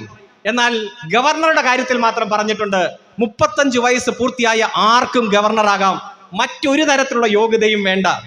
ഇന്ത്യൻ ഭരണഘടനാ അസംബ്ലി യോഗം ചേർന്ന് ഗവർണറുടെ അധികാരങ്ങളെ കുറിച്ച് ചർച്ച ചെയ്യുമ്പോൾ ഡോക്ടർ VR അംബേദ്കർ ചോദിച്ചു, യാതൊരു പദവിയുമില്ലാത്ത ഈ പദവി ഏറ്റെടുക്കാൻ ഭാവിയിൽ ആരെങ്കിലും നമ്മുടെ രാജ്യത്ത് വരുമോ എന്ന് അംബേദ്കർ തന്നെ സംശയം പ്രകടിപ്പിച്ചത് ഭരണഘടനാ അസംബ്ലികളുടെ ചർച്ചയിലുണ്ട്. ഇപ്പൊ തമിഴ്നാട്ടിൽ, കേരളത്തിൽ, ബംഗാളിൽ, ഡൽഹിയിൽ, അതുപോലെ തെലങ്കാനയിൽ, അതുപോലെ പഞ്ചാബിൽ BJP ഇതര പാർട്ടികൾ ഭരിക്കുന്ന സംസ്ഥാനങ്ങളിലെല്ലാം ഗവർണറെ ഉപയോഗിച്ചുകൊണ്ട് പച്ചയായ രാഷ്ട്രീയം കളിക്കുകയാണ്. ജനാഭിലാഷമാണല്ലോ നിയമസഭയിൽ ഉണ്ടാകുക. നിയമനിർമ്മാണം എല്ലാം നിയമസഭയിലുണ്ട്. ആ നിയമങ്ങൾ പാസ്സായി, ബില്ലുകൾ പാസ്സായി വന്നാൽ ഗവർണർ ഒപ്പിടില്ല, അത് തടഞ്ഞു വെക്കും. 2, 2.5 വർഷം, 3 വർഷമൊക്കെ തടഞ്ഞു വെക്കുകയാണ്. ഇപ്പൊ ഇടുക്കി ജില്ലയിൽ മിനിങ്ങാന്ന് ഹർത്താൽ നടന്നു, നിങ്ങൾക്കറിയാം. 1964 ഭൂപതിവ് പട്ടയപ്രകാരം ഇടുക്കി ജില്ലയിലെ ഭൂമി കെട്ടിടം വയ്ക്കുവാനും കൃഷി ആവശ്യത്തിന് മാത്രമേ ഉപയോഗിക്കാവൂ. കുട്ടികൾക്ക് പഠിക്കാൻ ഒരു വിദ്യാഭ്യാസ ലോൺ പോലും എടുക്കാൻ കഴിയില്ല, മറ്റൊരാവശ്യം വാണിജ്യ ആവശ്യത്തിന് ഉപയോഗിക്കാൻ കഴിയില്ല. ഇടതുപക്ഷ ജനാധിപത്യ മുന്നണി ഗവൺമെന്റ് ഇടുക്കിയിലെ ലക്ഷക്കണക്കിന് കർഷകരുടെ ആവശ്യം മറ്റാവശ്യങ്ങൾക്കും ഉപയോഗിക്കാം, അത് ഭൂപതിവ് പട്ടയത്തിൽ ഭേദഗതി വരുത്തി. ഗവർണർ ഒപ്പിടില്ല, മാറ്റിവെച്ചിരിക്കുക, ഒപ്പിടില്ല. വലിയ പ്രതിഷേധങ്ങൾ വരുമ്പോഴും പുള്ളി അങ്ങനെ ദൃഢമായി പോയിക്കൊണ്ടിരിക്കുന്ന കാഴ്ച കാണുകയാണ്. സുപ്രീം കോടതി പറഞ്ഞു, ബില്ലുകൾക്കുമേൽ അടയിരിക്കുന്നവരാവരുത് ഗവർണർമാർ, തീ കൊണ്ട് തലചൊറിയരുത്. ജനങ്ങൾ തെരഞ്ഞെടുത്ത നിയമസഭയേക്കാൾ വലുതല്ല ഗവർണർമാർ. പല ഘട്ടത്തിൽ ഓർമ്മിപ്പിച്ചപ്പോ ഇടയ്ക്കൊരു വെല്ലുവിളിയൊക്കെ നടത്തിയിട്ട് ആരിഫ് മുഹമ്മദ് ഖാൻ ഒരു ബില്ലിൽ ഒപ്പിട്ടു, ബാക്കി ബില്ലുകൾ നേരെ രാഷ്ട്രപതിക്ക് അയച്ചത് നാം കാണുകയാണ്. ഇത് തന്നെയാണ് തമിഴ്നാട്ടിലും തെലങ്കാനയിലും എല്ലാം നമ്മൾ കണ്ടുകൊണ്ടിരിക്കുന്നത്. ഒന്ന്, കേന്ദ്ര ഇൻവെസ്റ്റിഗേഷൻ ഏജൻസികളെ ഉപയോഗിച്ചുകൊണ്ട് പച്ചയായ രാഷ്ട്രീയ വിരോധം തീർക്കും. 2, ഗവർണറെ ഉപയോഗിച്ചുകൊണ്ട് സംസ്ഥാനങ്ങളെ തകർക്കും. മൂന്നാമതോ, സംസ്ഥാനത്തിന്റെ സാമ്പത്തിക അധികാരം തകർക്കുകയാണ്, സാമ്പത്തിക ഫെഡറലിസം തകർക്കുകയാണ്. ഒരു ഫെഡറൽ രാജ്യത്ത് സംസ്ഥാനങ്ങൾക്ക് നിയമപരമായി കിട്ടേണ്ട വിഹിതം വെട്ടിക്കുറച്ച് ഒരു മാനദണ്ഡങ്ങളുമില്ലാതെ ആ സംസ്ഥാനത്തിന്റെ പ്രവർത്തന സ്വാതന്ത്ര്യം നിഷേധിക്കുകയാണ്. എന്താണ് കാരണമെന്ന് ചോദിച്ചാൽ ഒരു കാരണവുമില്ല. എല്ലാ തരത്തിലും ചില സംസ്ഥാനങ്ങൾക്ക് വെട്ടിക്കുറയ്ക്കും, ചില സംസ്ഥാനങ്ങൾക്ക് കൂടുതൽ കൊടുക്കും. അത്തരത്തിൽ അങ്ങ് പോയിക്കൊണ്ടിരിക്കുകയാണ്. ഇപ്പൊ കേരളത്തിന് 10ാം ധനകാര്യ കമ്മീഷൻ വരുമ്പോ 100 രൂപ കേന്ദ്ര ഗവൺമെന്റിന് കിട്ടിയാൽ 3 രൂപ 82 പൈസ ഈ കേരളത്തിന് കിട്ടുമായിരുന്നു ജനസംഖ്യ അടിസ്ഥാനത്തിൽ. ഇപ്പോ അത് കുറഞ്ഞ് 100 രൂപ കേന്ദ്രത്തിന് കിട്ടുമ്പോ 1 രൂപ 92 പൈസ മാത്രമാണ് കേരളത്തിന് കിട്ടുക. അതായത് പകുതിയാക്കി വെട്ടിക്കുറച്ചു. ഇപ്പൊ ചോദിച്ചു എന്താ കാരണം വെട്ടിക്കുറയ്ക്കാൻ? ഒരു കാരണമില്ല, ഇങ്ങനെ തീരുമാനിച്ചു. നമ്മൾ നിവേദനം കൊടുക്കും, ശബ്ദമായി പാർലമെന്റിൽ സംസാരിക്കും, പക്ഷെ പ്രിയപ്പെട്ടവരെ അങ്ങ് വെട്ടിക്കുറച്ച് തകർക്കുകയാണ്. അങ്ങനെ ഈ രാജ്യത്ത് BJP ഇതര രാഷ്ട്രീയം മുന്നോട്ട് വയ്ക്കുന്ന മുഴുവൻ സംസ്ഥാനങ്ങളെയും രാഷ്ട്രീയ പാർട്ടികളെയും തകർക്കാൻ വേണ്ടിയിട്ടുള്ള ഗൂഢാലോചന നടക്കുകയാണ്. എതിർപ്പിന്റെ സ്വരമുയർത്തിയോ അവിടെ രാജ്യദ്രോഹ കുറ്റം. സ്റ്റെയിൻസ്വാമിയെ നിങ്ങൾക്ക് ഓർമ്മയുണ്ടാകും. വയസ്സ് 84, ചെയ്ത കുറ്റം തന്റെ ജീവിതം മുഴുവൻ ആദിവാസി വിഭാഗത്തിന് വേണ്ടി മാറ്റിവെച്ചു. ആദിവാസി വിഭാഗങ്ങൾക്കിടയിൽ പ്രവർത്തിച്ചു. ഒരു ദിവസം വന്ന് പോലീസ് അറസ്റ്റ് ചെയ്തു, നേരെ ജയിലിലേക്ക്. കുറ്റം രാജ്യദ്രോഹം. എന്താണ് ചെയ്തത്? ആദിവാസികൾക്ക് വേണ്ടി പ്രവർത്തിച്ചു. ജയിലിൽ കിടന്ന നരകയാതന. അദ്ദേഹം 2 കത്തെഴുതി പരമോന്നത നീതിപീഠത്തിന്. ആദ്യത്തെ കത്ത്, പാർക്കിൻസൺസ് രോഗം ബാധിച്ച് വിരലുകൾ ചലിപ്പിക്കാൻ കഴിയുന്നില്ല, അതുകൊണ്ട് എനിക്ക് ഭക്ഷണം കഴിക്കാൻ ഒരു സ്പൂണ് വേണമെന്നതായിരുന്നു ആദ്യത്തെ കത്ത്. കോടതി പൊട്ടിച്ചില്ല, തുറന്നു നോക്കിയില്ല. രണ്ടാമത്തെ കത്ത്, ബാത്റൂമിൽ പോകുമ്പോഴെങ്കിലും എൻ്റെ കാലിലെ ചെങ്ങലി ഒന്ന് മാറ്റിത്തരണം എന്നതായിരുന്നു 84 വയസ്സുള്ള ആ വദ്യവയോധികന്റെ കത്ത്. 7 മാസത്തേക്ക് കോടതി അത് പരിഗണിച്ചേയില്ല. അവസാനം അഭിഭാഷകന്റെ നിർബന്ധത്തിന് വിധേയമായി കത്ത് പൊട്ടിച്ച് വായിച്ച് ഉല്ലസിച്ചു കൊണ്ടിരിക്കുമ്പോൾ ആ വാർത്ത എത്തി. സ്റ്റെയിൻസ്വാമി വിട പറഞ്ഞിരിക്കുന്നു, മരണപ്പെട്ടിരിക്കുന്നു എന്നുള്ള വാർത്ത.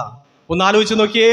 ലോകത്തിലെ ഏറ്റവും വലിയ ജനാധിപത്യ രാജ്യത്താണ് ആദിവാസി വിഭാഗത്തിൽപ്പെട്ടവരുടെ മോചനത്തിന് വേണ്ടി പ്രവർത്തിക്കുന്ന ഒരു പോരാളി ക്രൂരമായി ജയിലിൽ കിടന്ന് നരകയാതന അനുഭവിച്ച് മരണത്തിന് കീഴടക്കുന്നത്. ഒരു പത്രത്തിലും അത് വലിയ പ്രാധാന്യത്തോടെ വാർത്തയായത് നമ്മൾ കണ്ടില്ല. സിദ്ദിഖാപ്പൻ ഡൽഹിയിലെ മലയാളി പത്രപ്രവർത്തകരുടെ യൂണിയൻ നേതാവാണ്. 9 വയസ്സുള്ള ഒരു പെൺകുട്ടി ക്രൂരമായി പീഡിപ്പിക്കപ്പെട്ട് കൊല്ലപ്പെട്ടു ഉത്തർപ്രദേശിൽ. ആ വാർത്ത സംരക്ഷണം ചെയ്യാൻ പോയതാണ്. ചെന്നിറങ്ങിയേ ഉള്ളൂ, പിടിച്ച് നേരെ പോലീസ് ജീപ്പിലേക്ക് ഇരുത്തി, നേരെ കൊണ്ടുപോയി രാജ്യദ്രോഹ കുറ്റത്തിന് ജയിലിലേക്ക്. 1.5 വർഷം ജയിലിൽ. ചെയ്ത കുറ്റമോ? ഇത്തരത്തിലുള്ള വാർത്ത എന്തിന് ജനങ്ങളെ അറിയിക്കുന്നു? നീ രാജ്യദ്രോഹി. അതുപോലെ തന്നെ എത്രയോ സാഹചര്യങ്ങൾ നമ്മുടെ മുന്നിലുണ്ട്. മുഹമ്മദ് സുബൈർ ആൾട്ട് ന്യൂസ് എന്ന് പറയുന്ന ഒരു പത്രം നടത്തുന്ന ആളാണ്. ഏതെങ്കിലും ഒരു വാർത്ത വന്നാൽ അതിന്റെ പൊരുൾ തേടി പോകുന്നു. ആ വാർത്തയുടെ സത്യം ജനങ്ങളെ അറിയിക്കുന്നു. നീ അങ്ങനെ സത്യമൊന്നും അറിയിക്കേണ്ട. പല സംസ്ഥാനങ്ങളിലും ഒരുമിച്ച് രാജ്യദ്രോഹ കുറ്റം ചുമത്തി നേരെ ജയിലിലേക്ക്. അങ്ങനെ കഥാകാരന്മാർ, കലാകാരികൾ, കവികൾ, സാഹിത്യകാരന്മാർ, സിനിമാ പ്രവർത്തകർ, പുരോഗമനവാദികൾ, കമ്മ്യൂണിസ്റ്റ് നേതാക്കന്മാർ, എത്രയോ പേരാണ് ചെയ്ത കുറ്റം എന്തെന്നറിയാതെ ഗവൺമെന്റിനെ വിമർശിച്ചു എന്ന കാരണത്താൽ, ഗവൺമെന്റിന്റെ നയങ്ങൾ തെറ്റാണെന്ന് പറഞ്ഞതിന്റെ ഭാഗമായി കള്ളക്കേസിൽ കൊടുക്കപ്പെട്ട് ജയിലിൽ കിടക്കുന്നത് എന്ന് നമുക്ക് അവരുടെ എണ്ണം എത്രയെന്ന് പോലും അറിയാത്ത തരത്തിലേക്ക് ഈ നാട് മാറിക്കൊണ്ടിരിക്കുകയാണ്. ഒരു ഭാഗത്ത് ദാരിദ്ര്യത്തെ മതിൽ കെട്ടി മറയ്ക്കുമ്പോൾ നിങ്ങൾ ചെയ്യുന്നത് തെറ്റാണെന്ന് പറഞ്ഞാൽ രാജ്യദ്രോഹിയായി മാറുകയാണ്. പ്രതിഷേധത്തിൽ പങ്കെടുത്തതിന് ബുൾഡോസർ ഉപയോഗിച്ചുകൊണ്ട് എല്ലാവരുടെയും വീടുകൾ തകർക്കുകയാണ്. വൃന്ദ കാരാട്ടിനെ കുറിച്ചുള്ള സഖാക്കൾ ആ ബുൾഡോസറിന്റെ മുകളിലേക്ക് കയറി നിന്ന് നിർത്തടാ നിന്റെ ബുൾഡോസർ എന്ന് ചങ്കുറ്റത്തോടെ പറയുന്നത് നാം കാണുകയാണ്. അങ്ങനെ എത്രയോ സാഹചര്യങ്ങൾ നമ്മുടെ രാജ്യത്തിന്റെ മുക്കിലും മൂലയിൽ നിന്നും റിപ്പോർട്ട് ചെയ്യുകയാണ്. ദാരിദ്ര്യത്തിന്റെ കാര്യത്തിൽ 107 നിന്ന് 111 സ്ഥാനത്തേക്ക് പോയി. മാധ്യമ സ്വാതന്ത്ര്യത്തിന്റെ കാര്യത്തിൽ 180 രാജ്യങ്ങളിൽ 161 കാര്യത്തിലാണ്. ഏത് രംഗമെടുത്താലും തകർന്ന് തരിപ്പണമായി ഈ രാജ്യം മാറിക്കൊണ്ടിരിക്കുകയാണ്. വിദ്യാഭ്യാസ മേഖല പൂർണ്ണമായി കാവ്യവൽക്കരിച്ച് ഇന്നലെ വരെ നാം പഠിച്ച ചരിത്രം തിരുത്തി എഴുതി. ഈ വിദ്യാഭ്യാസ മേഖലയിൽ മുമ്പെങ്ങും ഇല്ലാത്ത തരത്തിലുള്ള RSSന്റെ ഇടപെടൽ നമ്മൾ കണ്ടുകൊണ്ടിരിക്കുകയാണ്. യുവജനങ്ങളോട് പറഞ്ഞു, ഞങ്ങൾ അധികാരത്തിൽ വന്നാൽ 2 കോടി തൊഴിലവസരം ഒരു വർഷം സൃഷ്ടിക്കും. 9.5 വർഷമായല്ലോ. 9, 2, 18, 19 കോടി തൊഴിലവസരം കൊടുക്കേണ്ട സമയമായി. ഈ രാജ്യത്തിന്റെ ചരിത്രത്തിലെ ഏറ്റവും രൂക്ഷമായ തൊഴിലില്ലായ്മയിലൂടെ യുവജനങ്ങൾ കടന്നു പോകുകയാണ്. 45 വർഷമെടുത്താൽ അതിലെ രൂക്ഷമായ തൊഴിലില്ലായ്മ യുവജനങ്ങളുടെ തൊഴിൽ സ്വപ്നങ്ങളെ തകർത്തിരിക്കുകയാണ്. UPSC ഒരു പുതിയ നിയമനമില്ല, നോക്കുകുത്തിയായി മാറിയിരിക്കുകയാണ്. പണ്ടെല്ലാം ഈ പ്രദേശത്തൊന്ന് എടുത്തു നോക്കിയാൽ ഒരു വർഷം UPSC വഴി നിയമനം കിട്ടിയ ചെറുപ്പക്കാർ കേന്ദ്ര ഗവൺമെന്റ് ജീവനക്കാരായി മാറുന്നവരുടെ എണ്ണം നമുക്ക് അത്യാവശ്യം ഐഡന്റിഫൈ ചെയ്യാൻ പറ്റും. ഇപ്പോൾ ഒരു നിയമനമില്ല, പിൻവാതിൽ നിയമനങ്ങൾ മാത്രം അടിച്ചേൽപ്പിക്കുകയാണ്. കരാർ ജോലികൾ അടിച്ചേൽപ്പിക്കുകയാണ്. പൊതുമേഖലാ സ്ഥാപനങ്ങൾ പൂർണ്ണമായി തകർത്തു. നിങ്ങൾക്കറിയോ, doing business is not a duty of the government.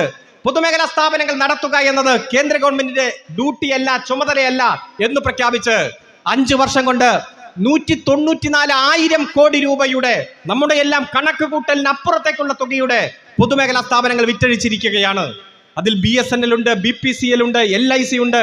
ഈ രാജ്യത്തിന്റെ സ്വത്തെന്നറിയപ്പെടുന്ന പ്രധാനപ്പെട്ട പൊതുമേഖലാ സ്ഥാപനങ്ങൾ എല്ലാം ഉണ്ട്. നവരത്ന കമ്പനികൾ എന്നറിയപ്പെടും. 10,000 കോടി രൂപ ഒരു വർഷം ലാഭമുണ്ടാക്കി കേന്ദ്ര ഗവൺമെന്റിന് കൊടുക്കുന്ന കമ്പനി നവരത്ന കമ്പനി. ആ കമ്പനികളെല്ലാം വിറ്റഴിക്കുകയാണ്, കിട്ടുന്ന വിലയ്ക്ക് വിൽക്കുകയാണ്. അദാനിമാർക്കും അംബാനിമാർക്കും എല്ലാം കിട്ടുന്ന വിലയ്ക്ക് പൊതുമേഖലാ സ്ഥാപനങ്ങൾ വിൽക്കുകയാണ്. അപ്പോൾ പിന്നെ പൊതുമേഖലാ സ്ഥാപനങ്ങളിൽ നിയമനമില്ല, അതുപോലെ തന്നെ ഒരു തരത്തിലുള്ള സംഭരണവും പാലിക്കുന്നില്ല. പിന്നെ ആകെയുള്ളത് സ്വകാര്യ മേഖലയിലാണ്. സ്വകാര്യ മേഖലയിലും ഈ ലേബർ കോഡിന്റെ ഭാഗമായി തൊഴിൽ സുരക്ഷിതത്വമില്ല. 15 ദിവസം മുമ്പ് നോട്ടീസ് കൊടുത്താൽ ഏത് സ്ഥിരം തൊഴിലാളിയെയും പിരിച്ചുവിടാം എന്ന രൂപത്തിലേക്ക് മാറിയിരിക്കുകയാണ്. ഒരു തരത്തിലും വാക്കുപാലിക്കാത്ത ഗവൺമെന്റായി കേന്ദ്ര ഗവൺമെന്റ് മാറിയിരിക്കുന്നു. ഏതു മേഖലയിലാണ് കഴിഞ്ഞ 9.5 വർഷമായി ഞങ്ങൾ നേട്ടമുണ്ടാക്കിയത് എന്ന് ചോദിച്ചാൽ അത് ചൂണ്ടിക്കാണിക്കാൻ കഴിയാത്ത തരത്തിലേക്ക് കേന്ദ്ര ഗവൺമെന്റ് മാറിയിരിക്കുകയാണ്. വാഗ്ദാന ലംഘനത്തിന്റെ കേന്ദ്രമായി ഈ കേന്ദ്ര ഗവൺമെന്റ് മാറിയപ്പോൾ ഒരു ജനാധിപത്യ ഗവൺമെന്റ് എങ്ങനെയാണ് പ്രവർത്തിക്കേണ്ടതെന്ന് കാണിച്ചുകൊണ്ട് ഈ ഇന്ത്യയിൽ ഇടതുപക്ഷം ബദലുകൾ സൃഷ്ടിച്ച് മുന്നോട്ട് പോകുന്നത് നാം കാണുകയാണ്. പലർക്കും സഹിക്കുന്നില്ല. അവിടെ വിദ്യാഭ്യാസ മേഖലയിൽ കടുത്ത പ്രശ്നം നടക്കുമ്പോൾ ഈ കേരളത്തിൽ 10 ലക്ഷം കുട്ടികളാണ് പൊതുവിദ്യാലയത്തിന്റെ ഭാഗമായി മാറിയത്. അവിടെ വിദ്യാഭ്യാസ യുവജനങ്ങൾ തൊഴിൽ നിഷേധത്തിന്റെ കറുത്ത ഭൂതകാലത്തിലൂടെ കടന്നു പോകുമ്പോൾ PSC വഴി 2023 33,000 പേർക്കാണ് ഈ കേരളത്തിൽ നിയമനം കൊടുത്തത്. യുവജനങ്ങൾക്ക് അവരുടെ പ്രതീക്ഷകളെ ചിറകിലേറ്റിക്കൊണ്ട് ഇടതുപക്ഷ സർക്കാർ മുന്നോട്ട് പോവുകയാണ്. കേന്ദ്രം പൊതുമേഖലാ സ്ഥാപനങ്ങൾ ഓരോന്നായി വിൽക്കുമ്പോൾ ആ പൊതുമേഖലാ സ്ഥാപനങ്ങളെ ഏറ്റെടുക്കാൻ ചങ്കുറ്റത്തോടെ ഈ സംസ്ഥാന ഗവൺമെന്റ് മുന്നോട്ട് വരുന്നത് നാം കാണുകയാണ്. നിങ്ങൾക്കറിയാം, തിരുവനന്തപുരം വിമാനത്താവളം വിൽക്കാൻ തീരുമാനിച്ചു. നമ്മൾ പറഞ്ഞു നമ്മൾ ഏറ്റെടുത്തോളാം. അപ്പൊ പറഞ്ഞു നിങ്ങൾക്ക് തരില്ല, അദാനിക്ക് കൊടുക്കൂ, പ്രൈവറ്റ് ആളുകൾക്കേ കൊടുക്കൂ, കോർപ്പറേറ്റുകൾക്കേ കൊടുക്കൂ. ഇവിടെ കോട്ടയം ജില്ലയിൽ പെരുവയിൽ ഒരു ഹിന്ദുസ്ഥാൻ ന്യൂസ് പ്രിന്റ് ഫാക്ടറി ഉണ്ട്. വിൽക്കാൻ തീരുമാനിച്ചു. നമ്മൾ വാങ്ങിക്കാൻ തയ്യാറായി, നമുക്ക് തന്നില്ല. കോടതിയിൽ പോയി നിയമ പോരാട്ടം നടത്തി നമ്മൾ വാങ്ങിച്ചു. ഇന്ന് ഹിന്ദു ദിനപത്രം ഉൾപ്പെടെ 14ഓളം പത്രങ്ങൾ അച്ചടിക്കുന്നത് ആ പൊതുമേഖലാ സ്ഥാപനത്തിന്റെ ഭാഗമായിട്ടാണ്. ഞാൻ സൂചിപ്പിച്ചത് ആഗോളവൽക്കരണ നയങ്ങൾക്ക് ബദൽ സൃഷ്ടിച്ചുകൊണ്ട് മുന്നോട്ട് പോകുന്ന ഇടതുപക്ഷ ജനാധിപത്യ മുന്നണി, ഇന്ത്യയിൽ ആകെയുള്ള കേരളത്തിലെ ഇടതുപക്ഷ ജനാധിപത്യ മുന്നണി സർക്കാരിനെ തകർക്കാൻ കൃത്യമായിട്ടുള്ള ഗൂഢാലോചനയിലൂടെ ഇറങ്ങിത്തിരിച്ചിരിക്കുകയാണ് സംഘപരിവാറും BJPയും അതോടൊപ്പം തന്നെ കോൺഗ്രസും വലതുപക്ഷ മാധ്യമങ്ങളും എല്ലാം കൂടിച്ചേർന്നുകൊണ്ട്. നമുക്കറിയാലോ, നിരവധി ഉദാഹരണങ്ങളുണ്ട്. നമുക്കറിയാം, ഈ കേരളം ഇതുവരെ ഈ കേരളത്തിന്റെ ഒരു 66 വർഷത്തെ ചരിത്രത്തിൽ 27 വർഷം നമ്മൾ ഭരിച്ചു, 40 വർഷത്തോളം കോൺഗ്രസ് ഭരിച്ചു. നമ്മൾ ഭരിക്കുന്ന സമയത്ത് ഉണ്ടാക്കിയ നേട്ടങ്ങൾ തന്നെയാണ് ഈ രാജ്യത്ത് ഈ മോഡലായി ഉയർത്തി കാണിച്ചിരിക്കുന്നത്. 1956 ഏപ്രിൽ മാസത്തിൽ തൃശ്ശൂര് വച്ച് കമ്മ്യൂണിസ്റ്റ് പാർട്ടിയുടെ സംസ്ഥാന സമ്മേളനം നടന്നു. ആ സമ്മേളനത്തിൽ വെച്ച് കൃത്യമായി ചർച്ച ചെയ്തു, ഭാഷാടിസ്ഥാനത്തിൽ സംസ്ഥാനങ്ങൾ രൂപീകരിക്കപ്പെടും. തിരുവിതാംകൂറും കൊച്ചിയും മലബാറും ചേർന്നുകൊണ്ട് ഒരു സംസ്ഥാനം, മലയാളം സംസാരിക്കുന്ന മേഖല കേരളമായി മാറാൻ പോകുകയാണ്. അങ്ങനെ മാറിയാൽ എന്തായിരിക്കണം നമ്മുടെ പരിപാടി, ലക്ഷ്യം എന്തായിരിക്കണം? ആ ചർച്ചയ്ക്ക് ശേഷം ഒരു റിപ്പോർട്ട് അംഗീകരിച്ചു. ആ റിപ്പോർട്ട് മാസങ്ങൾക്ക് ശേഷം 1956 നവംബർ 1 കേരളപ്പിറവിയിലൂടെ കേരളം രൂപീകരിക്കപ്പെട്ടു. മാസം കഴിഞ്ഞപ്പോഴേക്കും നിയമസഭാ തെരഞ്ഞെടുപ്പ്. ആ നിയമസഭാ തെരഞ്ഞെടുപ്പിൽ പ്രകടന പത്രികയായി മാറിയത് കമ്മ്യൂണിസ്റ്റ് പാർട്ടിയുടെ സംസ്ഥാന സമ്മേളനത്തിൽ അംഗീകരിച്ച ഭാവി കേരളത്തെക്കുറിച്ചുള്ള ദിശാബോധം ഉൾക്കൊള്ളുന്ന ആ രേഖ തന്നെയാണ്. ആ പ്രകടന പത്രിക ജനങ്ങൾക്ക് മുന്നിൽ സമർപ്പിക്കുകയാണ്. പ്രിയപ്പെട്ടവരെ, ആ പ്രകടന പത്രിക ജനങ്ങൾ അംഗീകരിക്കുന്നു. ലോകത്താദ്യമായി ബാലറ്റിലൂടെ കമ്മ്യൂണിസ്റ്റ് പാർട്ടി അധികാരത്തിൽ വന്നു. അധികാരത്തിൽ വന്ന് ദിവസങ്ങൾക്കുള്ളിൽ നമുക്കറിയാം, ഭൂപരിഷ്കരണം, വിദ്യാഭ്യാസ പരിഷ്കരണം, കാർഷിക പരിഷ്കരണം, തൊഴിൽ തർക്കങ്ങളിൽ പോലീസ് ഇടപെടാൻ പാടില്ല എന്ന തീരുമാനമടക്കം മണ്ണിൽ പൊന്നു വിളയിക്കുന്ന കർഷക തൊഴിലാളിയെ ഭൂമിയുടെ ഉടമസ്ഥന്മാരാക്കി മാറ്റിയ സുപ്രധാനമായ ചരിത്രപരമായിട്ടുള്ള തീരുമാനങ്ങൾ നടപ്പാക്കി ആ മാതൃകാ ഗവൺമെന്റായി പ്രവർത്തിക്കാൻ ഇടതുപക്ഷ ജനാധിപത്യ മുന്നണിക്ക് സഖാവ് EM ശങ്കരൻ നമ്പൂതിരിപ്പാടിന്റെ നേതൃത്വത്തിൽ 1957 കഴിഞ്ഞു. 2 വർഷമേ നമുക്ക് ഭരിക്കാൻ കഴിഞ്ഞുള്ളൂ. വിമോചന സമരത്തിലൂടെ നമ്മെ താഴെ ഇറക്കി. പിന്നെ നാം അധികാരത്തിൽ വരുന്നത് നീണ്ട 8 വർഷങ്ങൾക്ക് ശേഷം 1967 57 കൊണ്ടുവന്ന പദ്ധതികൾ കൂടുതൽ ശക്തിയാക്കി നടപ്പാക്കാനാണ് 67 ഗവൺമെന്റും ശ്രമിച്ചത്. പക്ഷേ ആ ഗവൺമെന്റും 2 വർഷം മാത്രമേ രാജ്യം ഭരിക്കാൻ അനുവദിച്ചുള്ളൂ, സംസ്ഥാനം ഭരിക്കാൻ അനുവദിച്ചുള്ളൂ. പിന്നെ നാം അധികാരത്തിൽ വരുന്നത് 1980 നീണ്ട 11 വർഷങ്ങൾക്ക് ശേഷം 80 സഖാവ് EK നായനാരുടെ നേതൃത്വത്തിൽ ഇന്ന് നാം ആവേശത്തോടെ പറയുന്ന കർഷക തൊഴിലാളികൾക്ക് പെൻഷൻ അടക്കം ഏറ്റവും ഉജ്ജ്വലമായിട്ടുള്ള തീരുമാനങ്ങൾ എടുത്തു 80-ലെ ഗവൺമെന്റ്. ജീവിതത്തിൽ നമുക്ക് വേണ്ടി അന്നം നൽകുന്ന കർഷകൻ അവസാനം ജീവിതത്തിന്റെ ഏറ്റവും അന്ത്യഘട്ടത്തിൽ അവന്റെ വീട്ടിലേക്ക്, അവന്റെ മുറിയിലേക്ക്, ഒരു കട്ടിലേക്ക് ചുരുങ്ങുമ്പോ അവന് മരുന്ന് വാങ്ങിക്കാൻ, പേരക്കുട്ടികൾക്ക് മിഠായി വാങ്ങിക്കാൻ അന്നത്തെ കാലത്ത് 45 രൂപയാണ് കർഷക തൊഴിലാളികൾക്ക് പെൻഷൻ അനുവദിച്ചത്. അന്ന് കോൺഗ്രസ് കെ കരുണാകരന്റെ നേതൃത്വത്തിൽ പുച്ഛിച്ച് കളിയാക്കി അതിനെ വിമർശിച്ചുകൊണ്ട് സമരരംഗത്തേക്ക് ഇറങ്ങി 1980-ൽ കർഷക തൊഴിലാളികൾക്ക് പെൻഷൻ കൊടുക്കാനുള്ള തീരുമാനത്തിനെതിരെ. ആ ഗവൺമെന്റും നിരവധി നല്ല കാര്യങ്ങൾ ചെയ്ത ഗവൺമെന്റ് 2 വർഷം മാത്രമാണ് കേരളം ഭരിച്ചത്. പിന്നെ നാം അധികാരത്തിൽ വരുന്നത് 1987-ലാണ്. നായനാരുടെ നേതൃത്വത്തിൽ തന്നെ അക്ഷരത്തിന്റെ ലോകത്തിലേക്ക് മലയാളിയെ കൈപിടിച്ചുയർത്തിയ സമ്പൂർണ്ണ സാക്ഷരതാ യജ്ഞമടക്കം നടപ്പാക്കി 87-ലെ ഗവൺമെന്റ് നിരവധി ചരിത്രപരമായ കാര്യങ്ങൾ പൂർത്തിയാക്കി 4 വർഷം കേരളം ഭരിച്ചു. ഒന്നാലോചിച്ച് നോക്കിയേ. ഒന്നാം കമ്മ്യൂണിസ്റ്റ് ഗവൺമെന്റ് 2 കൊല്ലം, രണ്ടാം കമ്മ്യൂണിസ്റ്റ് ഗവൺമെന്റ് 2 കൊല്ലം, മൂന്നാം കമ്മ്യൂണിസ്റ്റ് ഗവൺമെന്റ് 2 കൊല്ലം, നാലാം കമ്മ്യൂണിസ്റ്റ് ഗവൺമെന്റ് 4 കൊല്ലം. അങ്ങനെ ഈ കേരളം 1956-ൽ രൂപീകരിക്കപ്പെട്ട് ആദ്യത്തെ 40 കൊല്ലത്തിനിടയിൽ വെറും 10 കൊല്ലം മാത്രമാണ് കമ്മ്യൂണിസ്റ്റ് പാർട്ടി കേരളം ഭരിച്ചത്. ആ 10 കൊല്ലത്തിൽ നമ്മൾ നടപ്പാക്കിയ കാര്യങ്ങൾ തന്നെയാണ്, നേട്ടങ്ങൾ തന്നെയാണ് ഈ കേരളത്തിന്റെ വികസന ചരിത്രത്തിലെ നാഴികക്കല്ലായി മാറിയത് എന്ന് നമുക്ക് കാണാൻ കഴിയും. പിന്നെ നാം അധികാരത്തിൽ വരുന്നത് 1996-ലാണ്. അധികാര വികേന്ദ്രീകരണത്തിലേക്ക്, ജനകീയാസൂത്രണത്തിലേക്ക്, ലോകത്തിന് മാതൃകയായ അധികാര വികേന്ദ്രീകരണത്തിന്റെ സന്ദേശങ്ങൾ പകർന്നു നൽകിയ ആ ഗവൺമെന്റ് ചരിത്രത്തിൽ ആദ്യമായി 5 വർഷം കേരളം തുടർച്ചയായി ഭരിച്ച കമ്മ്യൂണിസ്റ്റ് ഗവൺമെന്റ് ആയിരുന്നു 96 മുതൽ 2001 വരെ. നിരവധി മാറ്റം ഈ കേരളത്തിലുണ്ടായി. നാടിന്റെ വികസന പ്രവർത്തനം എങ്ങനെ വേണമെന്ന് നാട്ടുകാരെല്ലാം കൂടിയിരുന്ന് ആലോചിക്കുന്ന തരത്തിലേക്ക് മാറി. പിന്നെ നാം അധികാരത്തിൽ വരുന്നത് 2006-ൽ സഖാവ് VS അച്യുതാനന്ദന്റെ നേതൃത്വത്തിലാണ്. ആ ഗവൺമെന്റ് വലിയ മാറ്റങ്ങൾ സൃഷ്ടിച്ചു. 57-ലെ ഗവൺമെന്റ് മണ്ണിൽ നമ്മുടെ മനുഷ്യർക്ക് നിവർന്നു നിൽക്കാനുള്ള സാമൂഹ്യ സാഹചര്യം ഒരുക്കുകയാണ് ചെയ്തതെങ്കിൽ 80 മുതൽ അധികാരത്തിൽ വന്ന ഗവൺമെന്റ് ഉള്ളവനും ഇല്ലാത്തവനും തമ്മിലുള്ള അന്തരം അവസാനിപ്പിക്കാൻ സാമൂഹ്യക്ഷേമ പദ്ധതികളിൽ അടക്കം ഊന്നൽ കൊടുക്കുകയാണ് ചെയ്തത്. 2006-ലെ ഗവൺമെന്റ് പശ്ചാത്തല വികസന രംഗത്ത് വലിയ മാറ്റം വരണം. അങ്ങനെ വന്നാൽ മാത്രമേ കേരളത്തിന്റെ നിക്ഷേപം അടക്കം വർദ്ധിക്കുകയുള്ളൂ. ഈ കേരളം സാമ്പത്തികമായി കരുത്തുറ്റ സംസ്ഥാനമായി മാറും. നമ്മുടെ റോഡുകളുടെ അവസ്ഥ, റെയിൽവേയുടെ അവസ്ഥ, ഊർജ പദ്ധതികൾ, ഇന്റർനെറ്റിന്റെ അപര്യാപ്തത എല്ലാം 2006-ലെ ഗവൺമെന്റ് സജീവമായി പരിശോധിച്ചു. മറ്റ് സംസ്ഥാനങ്ങളുമായി താരതമ്യപ്പെടുത്തുമ്പോൾ നമ്മുടെ റോഡിന്റെ വേഗത 30%, 35% കുറവാണ്. മറ്റ് സംസ്ഥാനങ്ങളുമായി താരതമ്യപ്പെടുത്തുമ്പോൾ റെയിൽവേയുടെ വേഗത കുറവ് 40-42% കുറവാണ്. ഇപ്പൊ രാജധാനി എക്സ്പ്രസ് മറ്റ് സംസ്ഥാനങ്ങളിൽ യാത്ര ചെയ്യുന്ന വേഗത മംഗലാപുരം വഴി കാസർഗോഡേക്ക് പ്രവേശിച്ചാൽ ഇല്ല, നേരെ കുറയും. കാരണം 636 വളവുകളാണ് ഇന്ത്യയുടെ റെയിൽവേ, കേരളത്തിന്റെ റെയിൽവേയിൽ 36% വളവാണ്. ലെവൽ ക്രോസുകളും ചതുപ്പുകളും 150 വർഷം പഴക്കമുള്ള പാളങ്ങളും എല്ലാം റെയിൽവേയുടെ വേഗത കുറവിനെ വേഗത കുറയ്ക്കുകയാണ്. അതുപോലെ ഇപ്പോഴും പല വ്യവസായ സംരംഭങ്ങളും വിറക് ഉപയോഗിച്ചുകൊണ്ട് പ്രവർത്തിക്കുന്ന സാഹചര്യം 2006-ൽ ഉണ്ടായി. ഊർജ പദ്ധതികൾ കാര്യക്ഷമമാക്കി മാറ്റണം. ഇന്റർനെറ്റ് എല്ലാ മേഖലകളിലും വളരെ വേഗതയുള്ള ഇന്റർനെറ്റ് ആക്കി മാറ്റണം. ആ ചർച്ചകളാണ് പശ്ചാത്തല വികസന രംഗത്ത് വലിയ മാറ്റം വരുത്താൻ VS അച്യുതാനന്ദന്റെ ഗവൺമെന്റ് തീരുമാനിച്ചത്. 2009-ൽ അതിവേഗ പാത എന്ന 3ാമതും 4ാമതുമായിട്ടുള്ള ഒരു റെയിൽവേ പാളം വേണമെന്ന തീരുമാനം വന്നു. ആ ചർച്ച ആരംഭിച്ചു. അതാണ് UDF-ന്റെ കാലത്ത് അതിവേഗ പാതയുടെ പ്രഖ്യാപനങ്ങളും കാര്യങ്ങളും എല്ലാം നടന്നത്. പ്രിയപ്പെട്ടവരെ, പിന്നെ നാം അധികാരത്തിൽ വരുന്നത് 2016-ൽ സഖാവ് പിണറായി വിജയന്റെ നേതൃത്വത്തിലാണ്.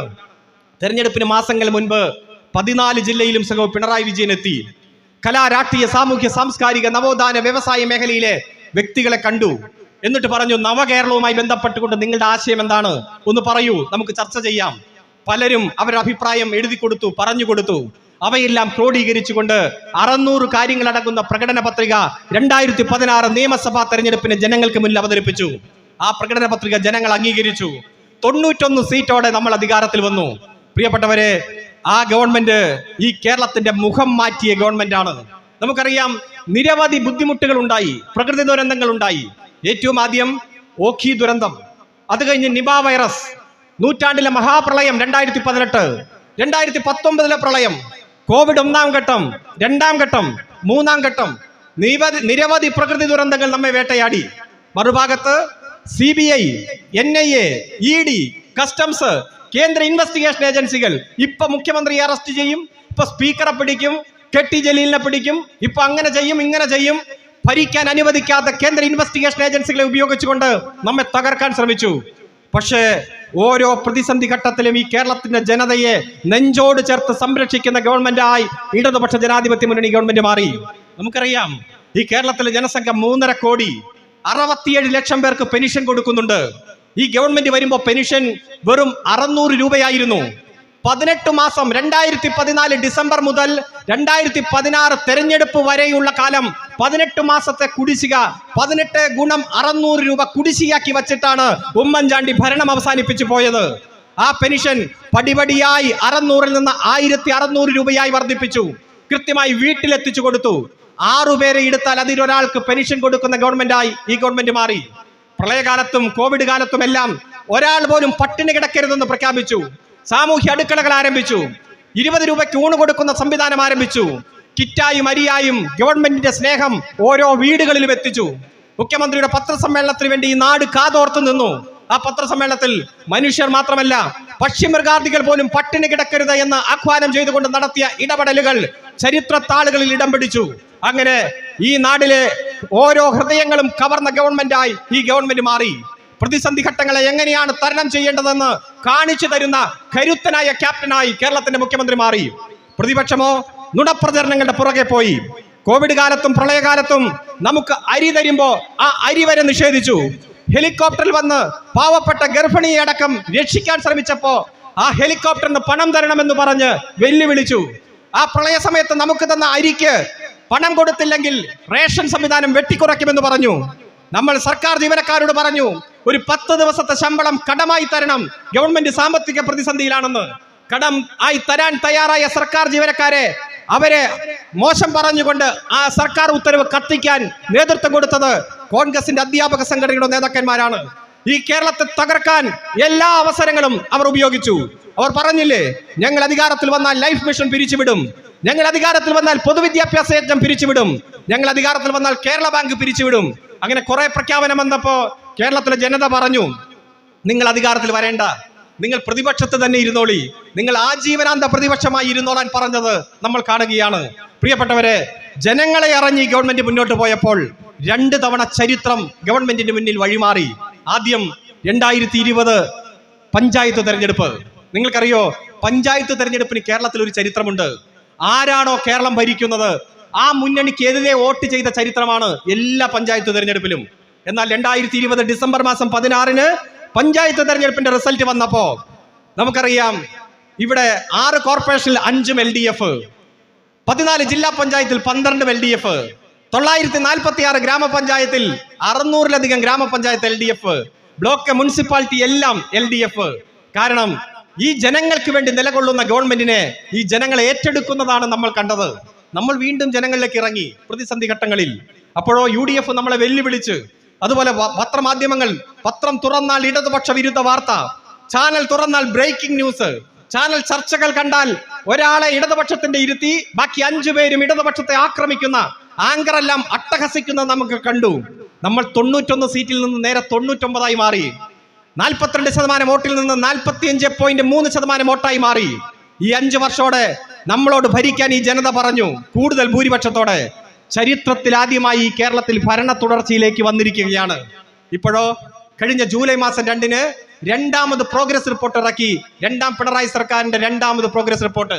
900 കാര്യങ്ങൾ ഈ വരുന്ന 5 വർഷം കൊണ്ട് നടപ്പാക്കി ഒരു നവകേരള നിർമ്മിതിയിലേക്ക് നമ്മൾ കുതിച്ചു കൊണ്ടിരിക്കുകയാണ്.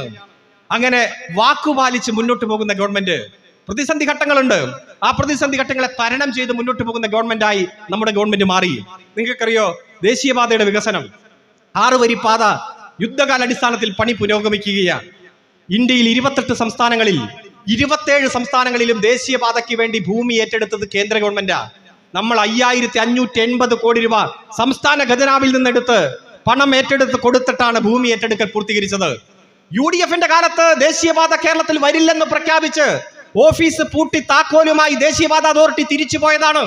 പിണറായി വിജയൻ ഡൽഹിയിൽ ചെന്ന് നിതിൻ ഗഡ്കരിയെ കണ്ട് ഞങ്ങൾ 25% പണം വഹിച്ചു കൊള്ളാം എന്ന് പറഞ്ഞ് തിരിച്ചു കൊണ്ടുവന്നതാണ്.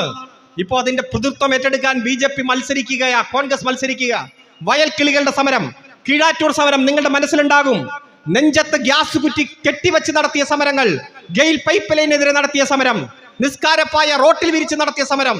ഇതൊന്നും കേരളത്തിൽ ഗെയിൽ പൈപ്പ് ലൈനും ദേശീയപാതയും വരാൻ പാടില്ല എന്ന് പ്രഖ്യാപിച്ചതാണ്. അതുപോലെ BJP ആവശ്യപ്പെട്ടില്ലേ 2018-19 കാലഘട്ടങ്ങളിൽ ദേശീയപാത പണി നടത്തരുത്, തെരഞ്ഞെടുപ്പ് കഴിഞ്ഞിട്ട് മതി, ഇപ്പോ വേണ്ട എന്നതാണ് പറയുന്നത്. ഇപ്പോൾ 13 സംസ്ഥാനങ്ങളെ കൂട്ടിയോജിപ്പിക്കുന്ന 19 അതിവേഗ റെയിൽവേ പാതയുടെ പണി ഈ രാജ്യത്ത് നടക്കുന്നുണ്ട്. എന്തേ കേരളയിൽ മാത്രം അനുവാദം തരാത്തത്? ഇടതുപക്ഷമാണ് ഇവിടെ ഭരിക്കുന്നത്. ഇപ്പോ വേണ്ട എന്ന് പറയുന്ന സാഹചര്യമാണ്. തീരദേശ ഹൈവേ, മലയോര ഹൈവേ, ജലമെട്രോ, ഇന്ത്യയിൽ ഒരു സംസ്ഥാനത്തും ഇല്ലാത്ത ജലമെട്രോ, ജലപാത, എത്രയോ മഹത്തായ ആശയങ്ങൾ ജനങ്ങൾക്ക് മുന്നിൽ അവതരിപ്പിച്ച് ഒരു നവ കേരളത്തിലേക്ക് നമ്മൾ കുതിച്ചുകൊണ്ടിരിക്കുകയാണ്. ലോകത്തെവിടെയും കിട്ടുന്ന വിദ്യാഭ്യാസം ഈ കേരളത്തിൽ ഇരുന്ന് ആർജിക്കാൻ കഴിയണം. ലോകത്തെവിടെയും കിട്ടുന്ന ജോലി ഈ കേരളത്തിൽ ഇരുന്ന് ചെയ്യാൻ കഴിയണം. ലോകത്തെവിടെയും കിട്ടുന്ന ശമ്പളം ഈ കേരളത്തിൽ ഇരുന്ന് ആർജിക്കാൻ കഴിയണം. അതിനുവേണ്ടി ഹൈസ്പീഡ് ഫൈബർ ഇന്റർനെറ്റ് കണക്ഷൻ, വൈദ്യുതി ലൈനിന് പാരലായി ഓരോ വീട്ടിലും അതിവേഗതയുള്ള ഇന്റർനെറ്റ് പ്രൊവൈഡ് ചെയ്യുന്ന ലോകത്തിലെ തന്നെ ഏക പ്രദേശമായി ഈ കേരളം മാറിക്കൊണ്ടിരിക്കുകയാണ്. പക്ഷേ ഇതൊന്നും സഹിക്കുന്നില്ല ചിലർക്ക്. നുണപ്രചരണങ്ങൾ തന്നെ നുണപ്രചരണം. പത്രദൃശ്യ മാധ്യമങ്ങൾ തുറക്കാൻ കഴിയുന്നില്ല. കമ്മ്യൂണിസ്റ്റ് പാർട്ടിയെ തകർക്കാൻ വേണ്ടി കൃത്യമായിട്ടുള്ള ഗൂഢാലോചന. നേതാക്കന്മാരെ, കുടുംബത്തെ ആക്രമിക്കുന്നു, ആക്രമിച്ച് കീഴ്പ്പെടുത്തുന്നു. അവർ എല്ലാ തരത്തിലും വർദ്ധിത വീര്യത്തോടെ ഒത്തൊരുമയോടെ ഇടതുപക്ഷത്തെ ആക്രമിക്കാൻ വേണ്ടി നടത്തുന്ന ശ്രമങ്ങളാണ്. എത്രയോ കാര്യങ്ങൾ കുമിള പൊട്ടുന്നത് പോലെയാ പൊട്ടിപ്പോകുന്നത്. നിങ്ങൾക്ക് ഓർമ്മയുണ്ടോ ഒരു സ്വപ്ന സുരേഷ് എന്നും പത്രസമ്മേളനം? രാവിലെ നമ്മളൊക്കെ പല്ല് തേക്കുന്ന സമയത്ത് പുള്ളിക്കാരി മൈക്ക് കോളാമ്പി ഇങ്ങനെ പിടിച്ചുകൊണ്ട് മുഖ്യമന്ത്രിക്കെതിരെ വെല്ലുവിളിക്കുന്നതാണ് നമ്മൾ കാണാറ്. മാസങ്ങളോളം ബ്രേക്കിംഗ് ന്യൂസ്, ചർച്ചകൾ, സംവാദങ്ങൾ. ഇപ്പൊ അറസ്റ്റ് ചെയ്യും. ബിരിയാണി ചെമ്പ്, ഈന്തപ്പഴത്തിന്റെ കുരുവിന്റെ ഉള്ളിൽ സ്വർണം, അതുപോലെ ഖുറാന്റെ ഉള്ളിൽ സ്വർണം, അതുപോലെ സ്വർണ്ണക്കള്ളക്കടത്ത്. എത്രയോ മാസങ്ങൾ, വർഷങ്ങൾ ചർച്ച നടത്തി. ഒരൊറ്റ തെളിവിന്റെ തരുമ്പ് കണ്ടുപിടിക്കാൻ കഴിഞ്ഞോ? ഏതെങ്കിലും ഒരു പോയിന്റ് തെളിവ് നമുക്കെതിരെ കിട്ടിയിരുന്നുവെങ്കിൽ കേന്ദ്ര ഗവൺമെന്റ് അനങ്ങിയിരിക്കുമോ? പ്രധാനമന്ത്രി വന്ന നാണം കെട്ടു പറഞ്ഞില്ലേ സ്വർണ്ണക്കള്ളക്കടത്ത് നടന്ന ഓഫീസ് ഏതെന്ന് നിങ്ങൾക്കറിയോ എന്ന്? ഇദ്ദേഹത്തിന്റെ കയ്യിലല്ലേ CBI, ഇദ്ദേഹത്തിന്റെ കയ്യിലല്ലേ ED, കസ്റ്റംസ്, NIA? ഏതെങ്കിലും തരത്തിൽ കഴിഞ്ഞ 4-5 കൊല്ലം അന്വേഷണം നടത്തിയിട്ട് ഒന്നും കണ്ടെത്താൻ കഴിയാതെ നാണം കെട്ട പ്രസ്താവനകൾ നടത്തി നമ്മെ ആക്രമിക്കുന്നത് നാം കണ്ടില്ലേ? നുണപ്രചരണം നടത്തി എങ്ങനെയെങ്കിലും ഇടതുപക്ഷത്തെ തകർക്കാൻ വലിയ ഗൂഢാലോചന നടക്കുകയാണ്. നവകേരള സദസ്സ് നിങ്ങൾക്ക് ഓർമ്മയുണ്ടാവും. ഇത് ഒരു KSRTC ബസ്സിൽ മന്ത്രിയും മുഖ്യമന്ത്രിമാരും എല്ലാം വന്നപ്പോ ഹെലികോപ്റ്റർ പാർക്ക് ചെയ്യാൻ പറ്റിയ ബസ്, അതുപോലെ തന്നെ സ്വിമ്മിംഗ് പൂളുള്ള ബസ്, ലിഫ്റ്റ് ഉള്ള ബസ്. K മുരളീധരൻ പ്രസംഗിക്കുകയാണ്. ബസിന്റെ പകുതി വെച്ച് മുറിച്ച് അവിടെ അടുക്കള, ഡൈനിങ് ഹാള്, ബെഡ്റൂം ഒക്കെ മുഖ്യമന്ത്രിക്ക്, ബാക്കി മന്ത്രിമാര് ഞെക്കി ഞെരിഞ്ഞിരിക്കണം. ആ പ്രസംഗങ്ങളൊക്കെ നിങ്ങൾ കേട്ട് കാണും. പച്ചയായ നുണ വന്നടിക്കുക. നമ്മൾ കണ്ടില്ലേ ആ ബസ്? അതുപോലെ 20 ബസ് ഉണ്ട് KSRTCക്ക്. ഏത് പ്രൈവറ്റ് അതുപോലെ തന്നെ ഓടുന്ന ടൂറിസ്റ്റ് ബസ്സുകളെല്ലാം അത്തരത്തിലുള്ള ബസ്സുകൾ തന്നെയാണ്. നുണപ്രചരണം തന്നെ. ഇപ്പൊ ശബരിമലയുമായി ബന്ധപ്പെട്ടുകൊണ്ട് ഒരു കുട്ടി ബസ്സിലിരിക്കുക, ബസ് വന്ന് പാർക്ക് ചെയ്തിരിക്കുന്നു. കുട്ടിയുടെ അച്ഛൻ കടയിൽ പോയി സാധനം വാങ്ങിക്കാൻ. ആ സമയത്ത് ബസ് പോകാൻ വേണ്ടി സ്റ്റാർട്ട് ചെയ്തു. അച്ഛൻ കയറാതെ വന്നപ്പോൾ ആ കൊച്ചു പൊട്ടിക്കരഞ്ഞു. നമ്മളെല്ലാം കണ്ടതാണ്. ഏത് കൊച്ചും കരയും. അച്ഛന്റെ കൂടെ ശബരിമലയ്ക്ക് പോകണു, അച്ഛൻ ബസ്സിൽ കയറിയിട്ടില്ല. ആ കരച്ചിൽ കണ്ടപ്പോ രാജ്യം മുഴുവൻ പ്രദർശിപ്പിച്ചു ശബരിമലയിൽ കുട്ടികൾക്ക് സുരക്ഷയില്ല. അത് പോട്ടെ, BJP അവർ ചെയ്യും, അവരുടെ നിലവാരം അതാണ്. കോൺഗ്രസ് പാലക്കാട് ജില്ലയിലടക്കം രാമജപ ഘോഷയാത്രയും വൈകുന്നേരം എന്തോ സദസ്സ് നടത്തുമ്പോൾ ആ പടം വച്ചുകൊണ്ടുള്ള നുണപ്രചരണം നടത്തുകയാണ്. ശബരിമലയിൽ തമിഴ്നാട്ടിലെ പ്രളയമെല്ലാം കഴിഞ്ഞ്, അതുപോലെ തന്നെ തെലങ്കാനയിലെ തെരഞ്ഞെടുപ്പ് കഴിഞ്ഞപ്പോൾ വലിയ തിരക്കുണ്ടായി. ആ തിരക്കിനെ നേരിടാനുള്ള പോലീസ് സംവിധാനം എല്ലാം അവിടെ ഉണ്ട്. അപ്പോ UDFന്റെ പ്രസ്താവന, ആകെ 607 പോലീസാണ് ശബരിമലയിലുള്ളത്. നവകേരള സദസ്സിൽ 4000 പോലീസ് ഉണ്ട്. ഒന്ന് ആലോചിച്ച് നോക്കിയ പ്രിയപ്പെട്ടവരെ, 60,000 പോലീസ് ഈ കേരളത്തിലുള്ളതിൽ 4/1 പോലീസും ശബരിമലയില. 16,128 പോലീസ് ശബരിമലയിലുള്ളപ്പോഴാണ് വെറും 607 പോലീസ് എന്ന് പറഞ്ഞ് നുണ പ്രചരിപ്പിക്കുക. ഈ നുണ പറയുമ്പോഴെങ്കിലും വസ്തുതയുടെ അടുത്തെങ്കിലും വരണ്ടേ? ദയനീയമായി അതൊക്കെ ചാനലുകൾ ഏറ്റെടുത്ത് ബ്രേക്കിംഗ് ന്യൂസ് ആക്കി മാറ്റുകയാണ്. ചില ചാനലുകളിലെ എഡിറ്റേഴ്സ് ബോർഡിൽ ഇരിക്കുന്നവരെല്ലാം വാട്സപ്പ് യൂണിവേഴ്സിറ്റിയിലെ വാർത്ത വെച്ചുകൊണ്ട് ഇങ്ങനെ പറഞ്ഞ് പൊലിപ്പിക്കുന്നത് നാം കാണുകയാണ് ഓരോ ദിവസം. ഇപ്പോ യൂത്ത് കോൺഗ്രസിന്റെ നേതാവിനെ അറസ്റ്റ് ചെയ്തു. വീട് വളഞ്ഞ് ഭീകരാവസ്ഥയിൽ. എന്തൊക്കെയാണ് വാർത്ത? മനോരമയുടെ ഫസ്റ്റ് പേജ് മുഴുവൻ ആ വാർത്ത, 7ാം പേജ് മുഴുവൻ ആ വാർത്ത, 9ാം പേജ് പകുതി ഒരു വാർത്ത.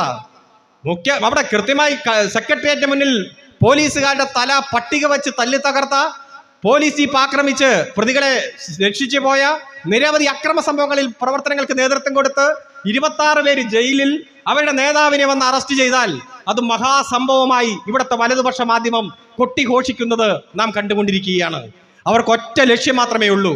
ജനങ്ങൾക്ക് കൊടുത്ത വാക്കുപാലിച്ച് ഇടതുപക്ഷ ജനാധിപത്യ മുന്നണി സർക്കാർ മുന്നോട്ട് പോകുന്നത് അവർക്ക് സഹിക്കുന്നില്ല. നമുക്കറിയാം, പ്രതിസന്ധി ഘട്ടങ്ങളുണ്ട്. കേന്ദ്രം തരേണ്ട പണം 40% വെട്ടിക്കുറച്ചു. 10,000 രൂപ ശമ്പളമുള്ള ഒരാൾക്ക് അയാളുടെ ശമ്പളം 6,000 രൂപയാക്കി വെട്ടിക്കുറച്ചാൽ എങ്ങനെ ജീവിത ചെലവുകൾ മീറ്റ് ചെയ്യാൻ ബുദ്ധിമുട്ട് വരുമോ അതേ ബുദ്ധിമുട്ടാണ് കേരളം അനുഭവിച്ചു കൊണ്ടിരിക്കുന്നത്.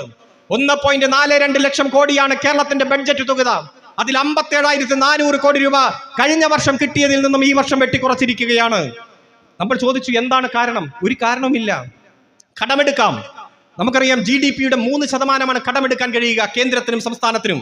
നമ്മളോട് പറഞ്ഞു, നിങ്ങൾ 2.5% എടുത്താൽ മതി. നമ്മുടെ ധനകാര്യ മന്ത്രി ചോദിച്ചു, എന്താ കാര്യം? അപ്പൊ പറഞ്ഞു, നിങ്ങൾ കൃത്യമായിട്ട് കിഫ്ബി കടമെടുത്ത് കുറച്ച് കാര്യങ്ങൾ ചെയ്തിട്ടുണ്ടല്ലോ. 75,000 കോടി രൂപയുടെ വികസന പ്രവർത്തനങ്ങൾ ഈ കേരളത്തിൽ നടത്തിയിട്ടുണ്ടല്ലോ. അപ്പൊ അതുകൊണ്ട് കുറച്ച് കടം കുറച്ചെടുത്താൽ മതി. അപ്പൊ നമ്മൾ ചോദിച്ചു, ദേശീയപാത അതോറിറ്റി കേന്ദ്രത്തിന്റെ കീഴിലല്ലേ? ദേശീയപാത അതോറിറ്റിക്ക് 12 ലക്ഷം കോടി രൂപയുടെ കടമുണ്ടല്ലോ. ആ കടം കേന്ദ്രത്തിന്റെ ബഡ്ജറ്റിൽ വരുന്നില്ലല്ലോ. അതെന്താണ് കേന്ദ്രത്തിൽ അത് ഉൾപ്പെടുത്താതെ ഞങ്ങളുടെ ഉൾപ്പെടുത്തുന്നത്? കിഫ്ബി പോലെ 19 സംസ്ഥാനങ്ങളിൽ ഇത്തരത്തിൽ ഏജൻസി പ്രവർത്തിക്കുന്നുണ്ടല്ലോ. അവിടെയൊന്നും ഈ നിബന്ധന എന്താണ് നിങ്ങൾ വയ്ക്കാത്തത്? ഒരക്ഷരം മിണ്ടുന്നില്ല. കേരളത്തിന് അങ്ങനെ തന്നെ എന്ന് പറയുകയാണ്. അതുപോലെ കേന്ദ്ര ഇൻവെസ്റ്റിഗേഷൻ ഏജൻസികളെ ദുരുപയോഗം ചെയ്ത് ഇപ്പോഴും ഈ കേരളത്തിന്റെ സഹകരണ മേഖലയെയും പൊതുമേഖലയും എല്ലാം തകർക്കാൻ ശ്രമിക്കുന്നു. ആരിഫ് മുഹമ്മദ് ഖാൻ എന്ന RSSന്റെ സ്പോൺസേഡ് മാനെ കൊണ്ട് ഈ സംസ്ഥാനത്തിന്റെ സർവകലാശാലകളെ തകർക്കുവാനും ബില്ലുകളിൽ ഒപ്പിടാതെ നിയമനിർമ്മാണം തടസ്സപ്പെടുത്തുവാനും ഗവൺമെന്റിന്റെ എല്ലാ ഭരണകരമായ കാര്യങ്ങളെ തകർക്കുന്നു. സാമ്പത്തിക ഉപരോധം ഏർപ്പെടുത്തിക്കൊണ്ട് ഇവിടുത്തെ ക്ഷേമ പദ്ധതികൾ അട്ടിമറിക്കാൻ, അതുപോലെ പശ്ചാത്തല സൗകര്യ വികസന രംഗത്തുള്ള മുന്നോട്ടുള്ള പോക്കിനെ തകർക്കാൻ കൃത്യമായിട്ടുള്ള ഗൂഢാലോചനയിലൂടെ മുന്നോട്ട് പോകുന്നത് നാം കാണുകയാണ് എല്ലാ രംഗത്തും. പക്ഷെ ഈ രംഗത്തും ജനങ്ങളെ കൂടുതൽ മനസ്സിലാക്കി ജനങ്ങളിലേക്ക് ഇറങ്ങിച്ചെന്ന് വാക്കുപാലിച്ച് നമ്മൾ മുന്നോട്ട് പോവുകയാണ്. നമ്മളുടെ ഗവൺമെന്റിനെ സംബന്ധിച്ചിടത്തോളം നമുക്കറിയാം, സാമൂഹ്യക്ഷേമ പദ്ധതികളിൽ നിന്ന് പിന്നോക്കം പോകാൻ കഴിയില്ല. കാരണം നമ്മളാണ് 600 രൂപയിൽ നിന്ന് 1,600 ആക്കി മാറ്റിയത്. 45 രൂപ 1980 അനുവദിച്ച് അത് 1,600 രൂപയാക്കി വർദ്ധിപ്പിച്ചതിൽ വെറും 100 രൂപ മാത്രമാണ് UDFന്റെ സംഭാവന. ബാക്കി 1,500 നമ്മുടെ സംഭാവനയാണ്. അതുപോലെ തന്നെ വിവിധ മേഖലകളിൽ നമ്മൾ നടത്തിക്കൊണ്ടിരിക്കുന്ന ഇടപെടലുകൾ, ലൈഫ് പദ്ധതിയുടെ ഭാഗമായി ലോകത്ത് എല്ലാവർക്കും അടച്ചുറപ്പുള്ള വീടുള്ള ഏക പ്രദേശമായി മാറുന്നത് കേരളമാണ് എന്ന വാർത്ത പ്രസിദ്ധീകരിച്ചത് അമേരിക്കയിലെ ഏറ്റവും പ്രധാന പത്രമായ വാഷിംഗ്ടൺ പോസ്റ്റ് ആണ്. ഭൂമിയുടെ ഉടമസ്ഥന്മാരാക്കി മുഴുവൻ ആളുകളെയും മാറ്റാൻ പട്ടയ വിതരണത്തിലൂടെ ഏറ്റവും കാര്യക്ഷമമായ പ്രവർത്തനം നടത്തുന്നത് നമ്മളാണ്. ഇടുക്കിയിലും വയനാടുമുള്ള കർഷകരുടെ ചിരകാല സ്വപ്നം, അവരുടെ ഭൂമി സ്വന്തം ഇഷ്ടപ്രകാരം ഉപയോഗിക്കാനുള്ള അവകാശത്തിന് വേണ്ടി നിയമനിർമ്മാണം നടത്തുന്നത് നമ്മളാണ്. സ്കൂളുകളെല്ലാം ഹൈടെക് ആക്കി മാറ്റി ആരോഗ്യ മേഖലയിൽ മെച്ചപ്പെട്ട സമീപനം നടപ്പാക്കി ലോകത്തിന് മാതൃകയായി കേരളത്തെ മാറ്റുന്നത് നമ്മളാണ്. ഈ ലോകത്ത് കണ്ടിരിക്കേണ്ട 50 പ്രദേശങ്ങൾ എടുത്താൽ അതിലൊന്നായി കേരളത്തെ മാറ്റുന്നത്, പ്രിയപ്പെട്ടവരെ, കേരളം മാറിയത്, ലോക നിലവാരത്തിലേക്ക് ഈ സംസ്ഥാനം മാറിയത് നമ്മൾ എല്ലാവരും കണ്ടതാണ്. അത് മാത്രമാണോ? കേരളത്തിൽ ജനിച്ചാൽ 11 വയസ്സ് ആയുസ് കൂടുതലാണ്. ആയുർദൈർഘ്യം, ഈ രാജ്യത്തിന്റെ ആയുർദൈർഘ്യം ഇപ്പോഴും 64-65 കേരളത്തിൽ അത് 76-77 ജനിച്ചു വീഴുമ്പോൾ മുതൽ ആരോഗ്യരംഗത്തും വിദ്യാഭ്യാസ രംഗത്തും സാമൂഹ്യ സുരക്ഷാ രംഗത്തും എല്ലാം നാം നടത്തുന്ന ശ്രദ്ധ, ഇടപെടൽ തന്നെയാണ് ഈ കേരളത്തിന്റെ മോഡൽ ലോകത്തിന് ഏറ്റവും ആയുർദൈർഘ്യമുള്ള ചെറുപ്പക്കാരികളെ നമുക്ക് സംഭാവന ചെയ്യുന്നത്. പക്ഷെ ഇതൊന്നും അങ്ങ് സഹിക്കുന്നില്ല ചില ആളുകൾക്ക്. അതുകൊണ്ട് എങ്ങനെയെങ്കിലും തകർക്കണം. അതിനുവേണ്ടി നിരന്തരമായ ശ്രമം കോൺഗ്രസ്. വാളയാർ ചെക്ക് പോസ്റ്റിന് അപ്പുറത്തേക്ക് പോയാൽ അവർ കേന്ദ്ര ഇൻവെസ്റ്റിഗേഷൻ ഏജൻസിക്കെതിരാ, CBIക്കെതിരെ അവിടെ അഭിപ്രായം പറയും. പക്ഷേ കേരളത്തിലേക്ക് വന്നാൽ പിണറായി സർക്കാരിനെതിരെ പറഞ്ഞുകൊണ്ട് മാത്രമേ അവർക്ക് മുന്നോട്ട് പോകാൻ കഴിയൂ. 2ാം തവണയും കൂടെ അധികാരം കിട്ടാതെ വന്നപ്പോൾ ലീഗിന്റെ ഖദർ എന്ന് പറഞ്ഞാൽ പഴയ ചാക്കുപോലെയായി, അവർക്കങ്ങ് സഹിക്കുന്നില്ല. അതുകൊണ്ട് ലീഗിനെ സംബന്ധിച്ചിടത്തോളം എങ്ങനെയെങ്കിലും അധികാരത്തിൽ തിരിച്ചു വരണം. അതിനുവേണ്ടി എന്തു നുണയും പ്രചരിപ്പിക്കണം. കോൺഗ്രസ് കൊടുക്കുന്ന നുണ അതിന്റെ സത്യവും മെറിട്ടും നോക്കാതെ അങ്ങ് പുലമ്പിക്കൊണ്ടിരിക്കുന്ന കാഴ്ച നാം കാണുകയാണ്. BJPയെ സംബന്ധിച്ചിടത്തോളം ആകെ ആനമുട്ടയായിരുന്നു. അത് 1 സീറ്റ് കിട്ടി, നിയമം അത് കയ്യിലിരുന്നത് നഷ്ടപ്പെട്ടു. നമുക്കറിയാം, 33 സീറ്റ് കിട്ടി ഭരണം പിടിക്കുമെന്ന് പറഞ്ഞപ്പോൾ തന്നെ ഉള്ളത് നഷ്ടപ്പെടുമെന്ന് സഖാവ് പിണറായി പറഞ്ഞതാണ്. അതേപോലെ അതും നഷ്ടപ്പെട്ടു. ദയനീയ സാഹചര്യം. എങ്ങനെയെങ്കിലും ഈ കേരളത്തിലൊന്ന് നില മെച്ചപ്പെടുത്താൻ പ്രധാനമന്ത്രി കഴിഞ്ഞ ആഴ്ച വന്നു. ഇനിയിപ്പോൾ അടുത്ത ആഴ്ച ഈ നാളെ കഴിഞ്ഞ കണ്ട് വരുന്നുണ്ട് കൊച്ചിയിൽ. അവിടെ റോഡ് ഷോ, ഇവിടെ റോഡ് ഷോ, വരുംതോറും പടവലങ്ങ പോലെ താഴത്തേക്ക് പോയിക്കൊണ്ടിരിക്കുകയാണ്. കുത്തക മാധ്യമങ്ങളെ എല്ലാം കൈപ്പിടിയിൽ ഒതുക്കിയിരിക്കുക. കാരണം 90% മാധ്യമങ്ങളും ഈ കോർപ്പറേറ്റുകളുടെ കയ്യിലാണ്. കാരണം ഇടതുപക്ഷ ജനാധിപത്യ മുന്നണി ഈ മെച്ചപ്പെട്ട രീതിയിൽ പ്രവർത്തിക്കുമ്പോൾ വിദ്യാഭ്യാസ മാഫിയകൾ 10 ലക്ഷം കുട്ടികൾ പൊതുവിദ്യാലയത്തിന്റെ ഭാഗമായി മാറി. അവിടെ അൺറെക്കഗ്നൈസ്ഡ് സ്കൂളുകളെല്ലാം അടച്ചുപൂട്ടേണ്ട സ്ഥിതിയാണ്. ആ മാഫിയ ഗവൺമെന്റിനെതിരെ പ്രവർത്തിക്കുന്നു. ആരോഗ്യരംഗത്ത് ഉള്ള മാഫിയ, അവരെ സംബന്ധിച്ചിടത്തോളം നമുക്കറിയാം, എത്ര സാധാരണ ഒരു പനി വന്ന ആശുപത്രി പോയാൽ ലക്ഷക്കണക്കിന് രൂപ പരിശോധനയ്ക്ക് മേടിച്ചുകൊണ്ടിരുന്നതാ. പ്രാഥമിക ആരോഗ്യ കേന്ദ്രങ്ങളെല്ലാം ശക്തിപ്പെട്ടപ്പോൾ എല്ലാവരും ഗവൺമെന്റ് മേഖലയിൽ തന്നെയാണ്. ആ മാഫിയയ്ക്ക് പ്രവർത്തിക്കാൻ കഴിയുന്നില്ല. ഇപ്പോ കെ ഫോൺ കൂടി വരുമ്പോ എല്ലാ വീട്ടിലും വൈഫൈ വന്നാൽ നമ്മളെല്ലാവരും ആ വൈഫൈ സംവിധാനം പ്രയോജനപ്പെടുത്തിയ ഇവിടെ വൊഡാഫോണും അതുപോലെ തന്നെ ഐഡിയയും മൾട്ടിനാഷണൽ കമ്പനികളെല്ലാം ലക്ഷങ്ങൾ ലാഭം കൊണ്ടുപോയിക്കൊണ്ടിരുന്ന സാഹചര്യം ഇനി ഉണ്ടാവില്ല. അതുകൊണ്ട് ഈ കോർപ്പറേറ്റുകളെല്ലാം ഇടതുപക്ഷത്തെ തകർക്കാൻ വലിയ ഗൂഢാലോചന നടത്തിക്കൊണ്ടിരിക്കുകയാണ്. അതിനുവേണ്ടി ചില കേന്ദ്രങ്ങളിൽ വച്ച് വാർത്തകൾ നിർമ്മിക്കുകയാണ്. സത്യമാണോ നുണയാണോ എന്നൊന്നും പരിശോധിക്കാതെ വാർത്തകളുടെ ഘോഷയാത്രയാണ്. പ്രിയപ്പെട്ടവരെ, ഈ കാലത്തെ വിളിക്കുന്നത് സത്യാനന്തര കാലമാണ്. സത്യമാണോ നുണയാണോ എന്ന് തിരിച്ചറിയാൻ പറ്റാത്ത കാലം.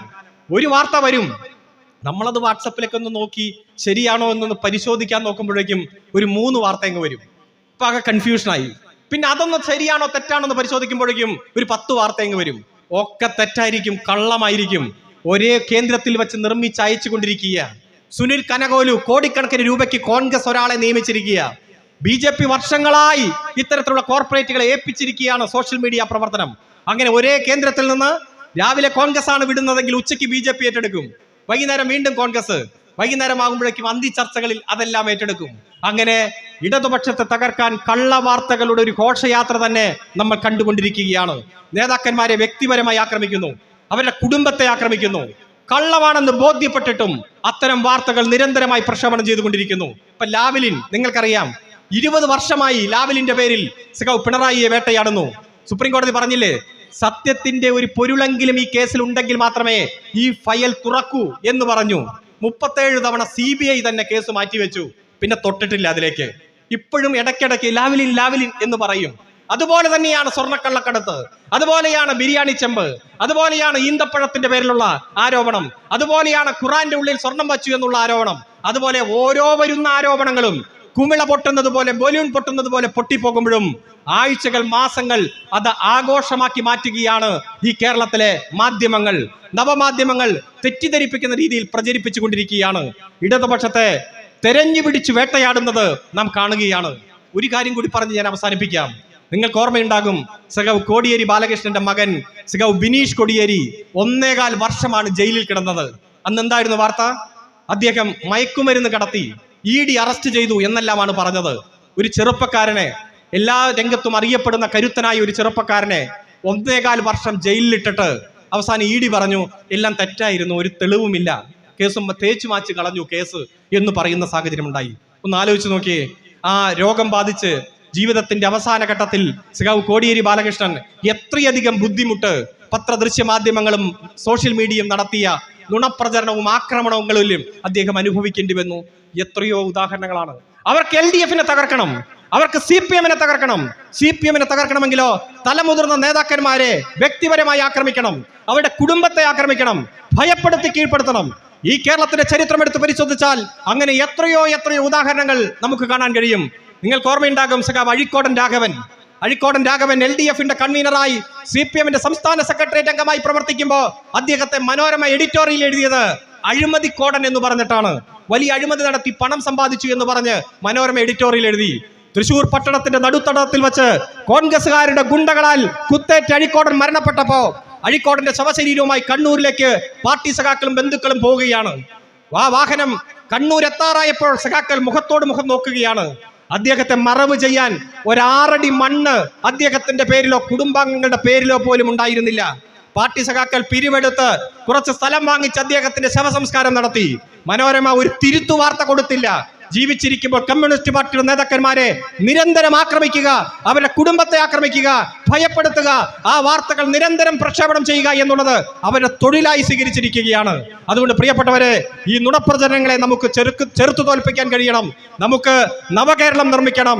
ഒരു 40-50 വർഷത്തിന് ശേഷമുള്ള കേരളത്തെ നിർമ്മിക്കാൻ ലോകത്തെവിടെയും കിട്ടുന്ന സൗകര്യങ്ങൾ ഉറപ്പുവരുത്തുന്ന വികസിത രാജ്യങ്ങൾക്ക് മുന്നിൽ നിൽക്കുന്ന ഒരു സംസ്ഥാനമായി ഈ കേരളത്തെ മാറ്റാൻ എല്ലാ പ്രതിസന്ധി ഘട്ടങ്ങളെയും തരണം ചെയ്ത് കരുത്തോടെ നമുക്ക് മുന്നോട്ട് പോകാൻ കഴിയണം. വരാൻ പോകുന്ന ലോക്സഭാ തെരഞ്ഞെടുപ്പിലും അതുപോലെ തന്നെ ജനങ്ങളെ മുന്നിൽ നിർത്തി നടത്തുന്ന മുഴുവൻ പോരാട്ടങ്ങളിലും ചങ്കുറപ്പോടെ ഈ നുണപ്രചരണങ്ങളെ അതിജീവിച്ച് മുന്നോട്ട് പോകാൻ സഖാവ് അലി സഖാവ് അടക്കമുള്ള കരുത്തന്മാരായ കമ്മ്യൂണിസ്റ്റ് നേതാക്കന്മാരുടെ ഒരിക്കലും മരിക്കാത്ത ഓർമ്മകൾ നമുക്ക് കരുത്തേക്കണം. അവർ ആക്രമിക്കും തോറും ഭിത്തിയിലേക്ക് എറിഞ്ഞ റബ്ബർ പന്ത് തിരിച്ചു വരുന്നത് പോലെ നമ്മൾ കരുത്തോടെ മുന്നോട്ട് പോകും. നമ്മളെ ആക്രമിച്ച് കീഴ്പ്പെടുത്താൻ അവർ ശ്രമിച്ചപ്പോഴെല്ലാം വർദ്ധിത വീര്യത്തോടെ ജനങ്ങളെ സംഘടിപ്പിച്ചുകൊണ്ട് അതിനെ ചങ്കുറ്റത്തോടെ നേരിട്ട് വളർന്നു വന്ന പ്രസ്ഥാനം തന്നെയാണ് നമ്മുടേത്. അതുകൊണ്ട് ജനങ്ങളാണ് നമ്മുടെ ശക്തി.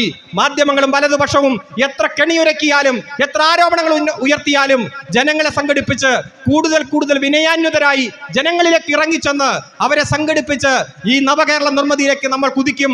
ആ കുതിപ്പിന് ഒരിക്കലും മരിക്കാത്ത അലി സഖാവിന്റെ ഓർമ്മകൾ നിങ്ങൾക്ക് കരുത്തേക്കണമെന്ന് മാത്രം അഭ്യർത്ഥിച്ചുകൊണ്ട് മുഴുവൻ സഖാക്കളെയും ഊഷ്മളമായി അഭിവാദ്യം ചെയ്തുകൊണ്ട് ഞാൻ എന്റെ വാക്കുകൾ അവസാനിപ്പിക്കുന്നു. ഈ പൊതുയോഗം ഉദ്ഘാടനം ചെയ്തതായി അറിയിക്കുന്നു. അഭിവാദ്യങ്ങൾ.